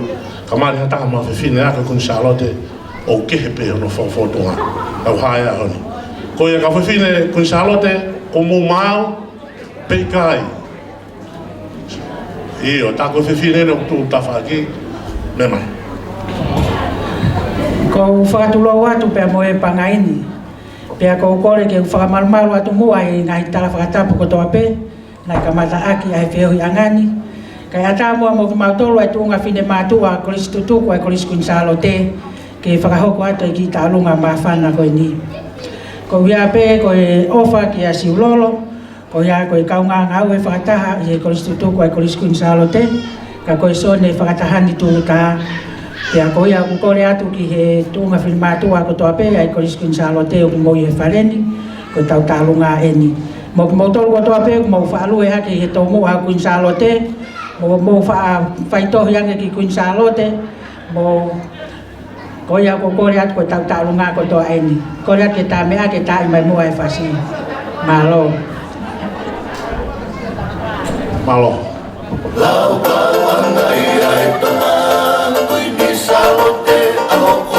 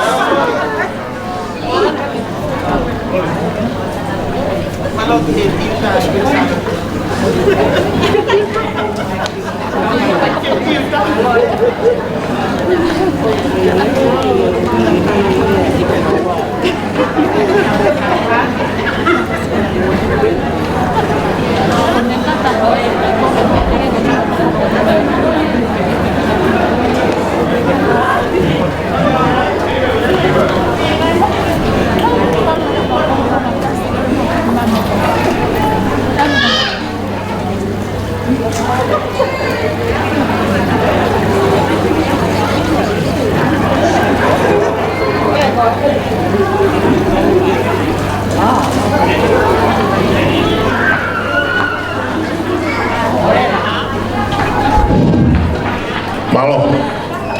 Fia wile tau siu ke kau ngā koe ni o siurolo. E pe ke ko siu tuku e ko siu nsarate.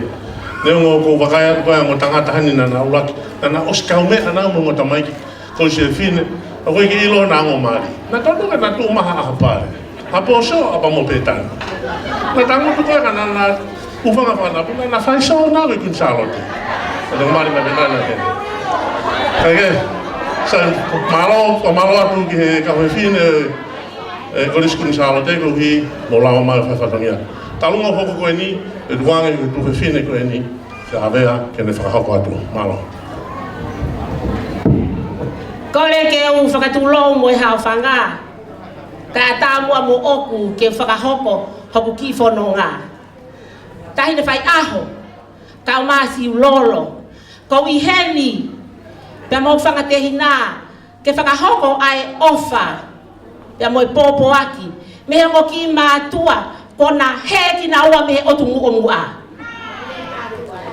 ko tari fori aki ya mo lo fili mo hala ko kai ke na to ilo na ua hala ki no muka pe ko fo ma fe ai al ki no muka na ilo na ua hala ki nei matua he na ana ko le pepa ki na ua pa na no fo no na ua ile matua kai a honi ko nene mai bo fakate hina he ku honga ke te au ai fai fatongia mo talango fua ai ko tamai o eki ko ni ki te au ke fakahoko hona fatongia i ahoko eni o faatu ke te ko e tahi ne fai ka umba ahongo matua i ahoko eni ko eki tanga pau o kutu wai ai tai ne taonga ka uma lo ki teki Faka te mai tahine fai aho o aho ko ni kata ki mo tahine ka ke me avai o hui te teke ki fili motua ko ni ka ata ke fai no fatongia i aho ko ni o fara ya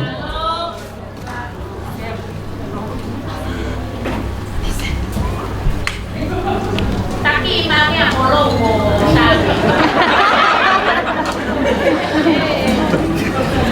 na we tirana Malo ko heri pe ke fai no fatong ia o na tala go fua o pito ke te ao.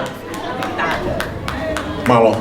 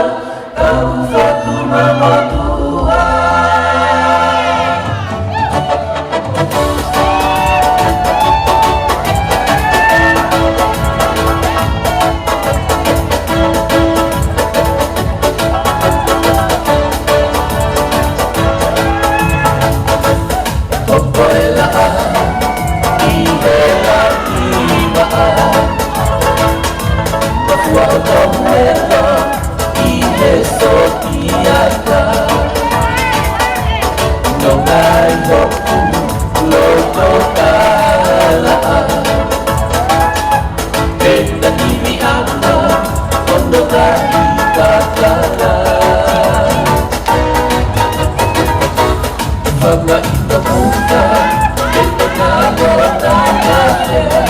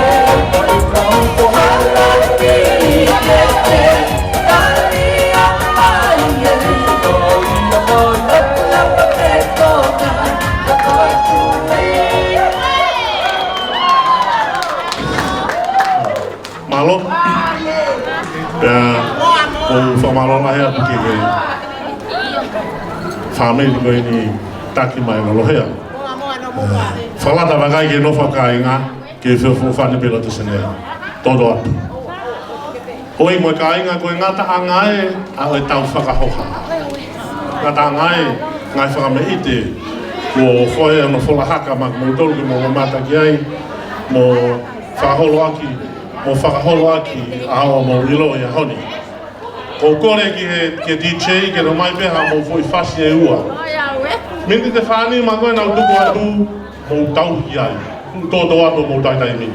Kore ke DJ mai peha mo fasi e ua pe osko ia at whare wha malopa te wangi whai whikau kene keresi whakao se tau ngawe tato tuku atu e ka mo tau ke mo tangtaru pera whakamoko ai pe.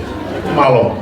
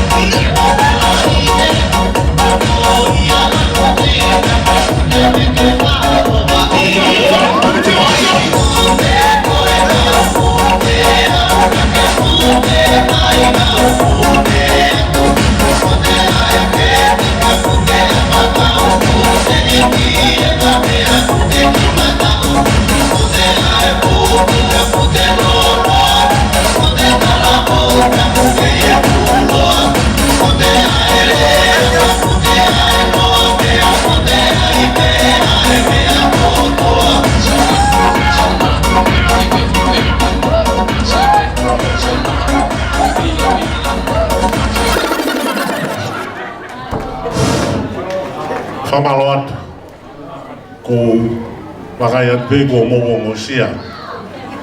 Pea ate whamalola ke te ngoto. Ko we mo ke wate ki whamalo tu a koe ni me tau. Ko MC o a honi. Whamalola hea putu ka mo tol ka inga. Ka pe ngai ka o ngā mea. Pe ke o family. Pe ke whai whakau mo ke nau tolo. Kau taklo tuni. Ko hi koe tau lawa e a honi. Ko i konga whawhia taha ia. Ko i tau kamata le rei pa tau whaos le rei. Pa mo whamalola hea putu ka mo tolo. Mai no pene sai o mo lotu. Mo teu mai. Ke aho whamanato iwa ni. I express my sincere thanks to all of you, ladies and gentlemen, friends, the distinguished guests, the ministers, and all of you who will come up here to join with us, the family, for the celebration of her birthday, 21 years old birthday. Nothing much for me to give to you, even though I'm speechless, to say thank you very much for your coming. The only good things that I like it when you come up here today, because you're coming up here to support the qualities control that Martin and Cirolo manage their children. And we see today, this is the outcomes of the quality controls of the family have looked after Ivoni. So she achieved a very beautiful day. And good luck for your future, Ivoni. For me, the bottom of my heart, this is my birthday greeting to you. Still believe in our Lord Jesus Christ. He will lead you forever and ever. O whātua te mōtoro ko tō pē i a honi, na hangai ko whiwhine, birthday a honi, tau whātawangi, ko e tau hope for the future, ko e tau whakatua me rie maana ki he kaha au a ene tau whai a honi. Kamata me konga ua ki hangai koe ne mō mea i, ko e lotu ua, ko e lotu ai pē ki e kai, tōru ko e tau whakawhiawhia e whā.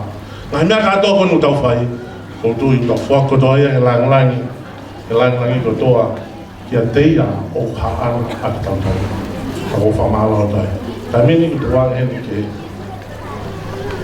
o tuanga heni ki he sea, ke ne hao o whakaosi, a tau kātonga e honi. Pēasko ia, ta mo toki pōpō tala noa toa te hena, mo kore tamati che ta amo fasi. Malo.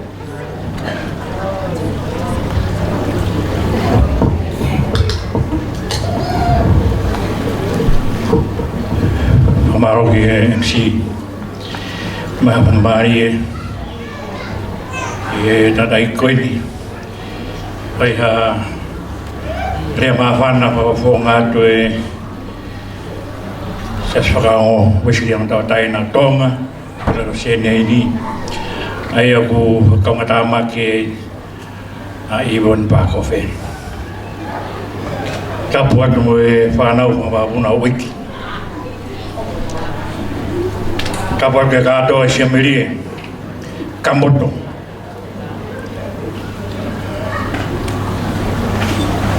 Pahulu ek mai farem matapure matapuke na ifekau hanai patongia oni kakoe tokoni takatare kita ako e pangai pa evangelio mitonga e rotonga i heni e whakawhonga whakahoko e whakawhitongia e honi o haa whaifakau tapot ki naraiki don sea ma e whawhia tuat whamawhai o e kāinga rotia whakango tapot ki e tailahin ma e tokoni tai panga e whatapot ki e whahu i honi ma e o motua e mo family. A ki e kāinga lotu e sas whaango e si anta o taina tonga lotu sene. A mai ngā i family, kāinga o, kau ngā mea o Iwoni, o mou tuangi o mou ngahi, ngawha whataungia e honi. Ka mou mea mai ki tau kau ngā lotu whakwitai.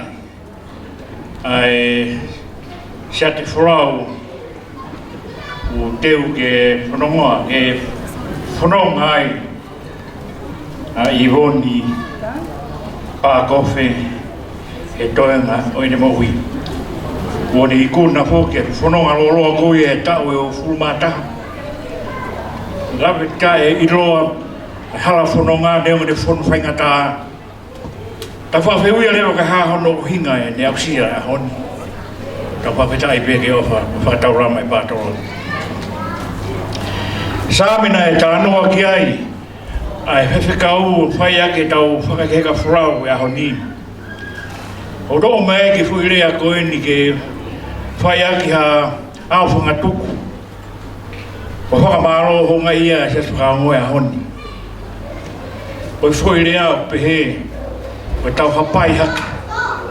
Tau hapai hake a Iwoni e a honi. I o tua mafi. Korpa more ke kau ilo rea. Ndoko poe ke puke whenga maare e koni sem. A moni e tānoa, whao ne hefa, pātere whao ne hefa, oi seuke. He mea whakaofu. He taufu aena e tuku roto. Nei misi ki ai, aene tohi poto. Te ria e hori tuu, ho tau ngahi roto. I ka wauti tau tai tokanga, whamiri. Tau moana e koe moana fuloroto. Pei kai ngata hene fuloroto ka tau. Tau ki hema, tau ki matau. Pei kai pau he kai tau tai tokanga, te tau tokanga. Ka te tau au hia ai. Ke mate kai ngata. Kai whawhita, o rau maari e sāme o e hon, ua furu mawhitu. Na whai ake he tangai whaifikaono, rotua e aho, o Iwoni hea. Aho pe, tāri e ne māmā, koe whakamo ui, mo tau hapai hake e kaunango ini. Whoirea hapai, koe tupuia, me whoirea pui ko hapai. Tāno e historia o ngā ke hapai, hapai. Wai koro I hifo I tonga, e koa hiri na ui ko hapai. Wai motu roa I tonga, mu me ko tope, a tau riu me ko tuensi, ko hapai. Ko hapai ko tāno ki ai, ko tupu ngai whoire hapai. Pēhe ngā whrau, karia, ko hiri, tai me nau tōta ki hapai, I kai ke ia hawafu. I kai ke aha whanga. Wheta ake na tura I ose. Peko nore ai nepe. Ko hono whakahifo, mo hono whakaheka na hapai tangata. Hapai tangata. Hapai. Whakahifo tangata. Hapai, whakahifo, hapai, whakaheka. Uhi ngaia oi whuirea hapai. Māri e. Māri, he nera ki hawafu. Tau wate nai, whrau karia ki hapai, ngahi, baka, meimuri, whakahifo tangata. Hapai, hapai hiuta. Hapai, hapai hifo. He kauto hapai. Uhi ngai ore hapai. Sāme honi, hapai he whaiwhekau a Iwoni. Me nofo I taimi, he nofo I tāniti. Tau kaunga hapai a Iwoni, he ne māma o tānoa ke ai sāme wafitu. Ka moe ne whakamoui. Koi na mea no ngā mo whi maari he ne whanonga u whai me taimi ki I tāniti. Koe hapai ia, whakamore more aku. ka hapai ka koe hui rea hapai koe kupu mea hapai ahon ihon o whea tā monu atu mea te au ka maana deki kau o whoke atu ki karasi koe sisira tai klot ma ka matare kita tamon tare kita e ako awa ki o mi kauna wanaha moe kau se tu atu whamawhai te kau ngā oe sa swa o moe mo whamiri ke mau hapai whakataha koe e honi moe whewhika o kia siso laisi e mohoko to e whanonga e toa ngā moui koia e mama koia e maruanga koia e whakamoianga pumaki patau ato aki e whakanganaua mo tone him noa o no koia e himi te mau oatu e whakako ke te koe i oni ke whanonga moe e hala whanonga o whaia whirani o ngāwe tuki mua o lau e maaroha e tua o ngāwe tuki mua ke lau e maaroha e tua me mo tāra i pēne ngā i owa kia te koe he tau kutoa o me mi pana e lau te eki ke whanau i koe pea mona ho o vare vare nā ne iai o hapai haki koe ahonia te uhiwa pe ho ova he aha moepo o whai o whai iki me taimi ki iraniti rewe maranga ta tau atu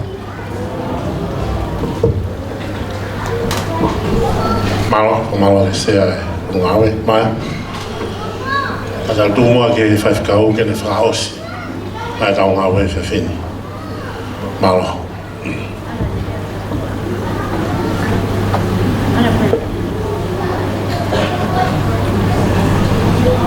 ke whakate whatungi ako ina be po meri o tau whe e whini tau tui ko whai mo e tokoni e sea tau tui tau polo ai ai e tau whakaosi ma whawhitai atu o tua kau i koe koloa pe mo e tā puaki ko ke o ma tolu e whio ianga koe tau ho maulangi e whawhitai tau ho maulangi e whamalo pia wo e te langi pe mo e ngei a koe ia Paulo be ki o afio tau whakamakau a pe mo e afiona whanonga ko whai e kaunanga koen mau whawhitai atu ko hapai atu ke lau maari e maani uni taki a e hala ko tofa o ana tuku i a tau pe a whea koloa ta whanonga e o tua i a mumau i tatai a ta mai ko toa pe o whakene maru i o mauro tau mai whakau kau i a kalai sisu ke hoko atu e tāpua ke a tua mafi ai tamai pe mo alo pe mo lau maari e maani uni tau tōru e hau ne wana hiri whai be o tai ngata amen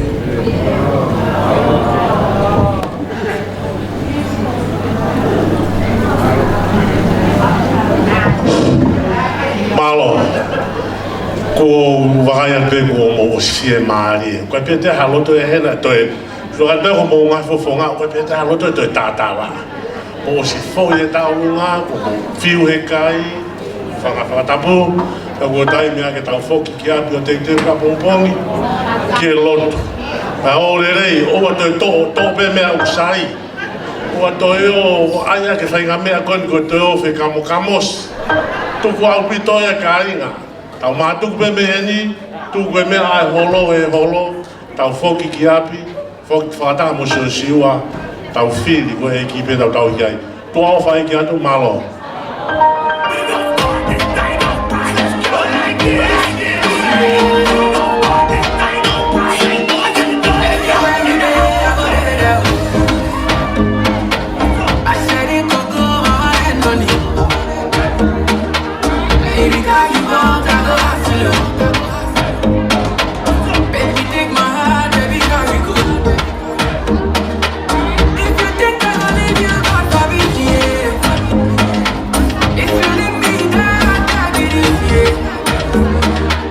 You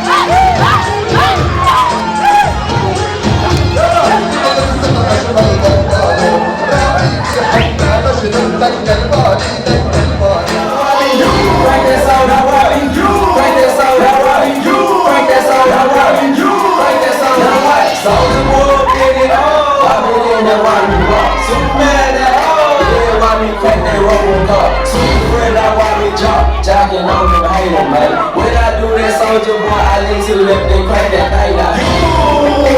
I'm jacking on, and if we get the fire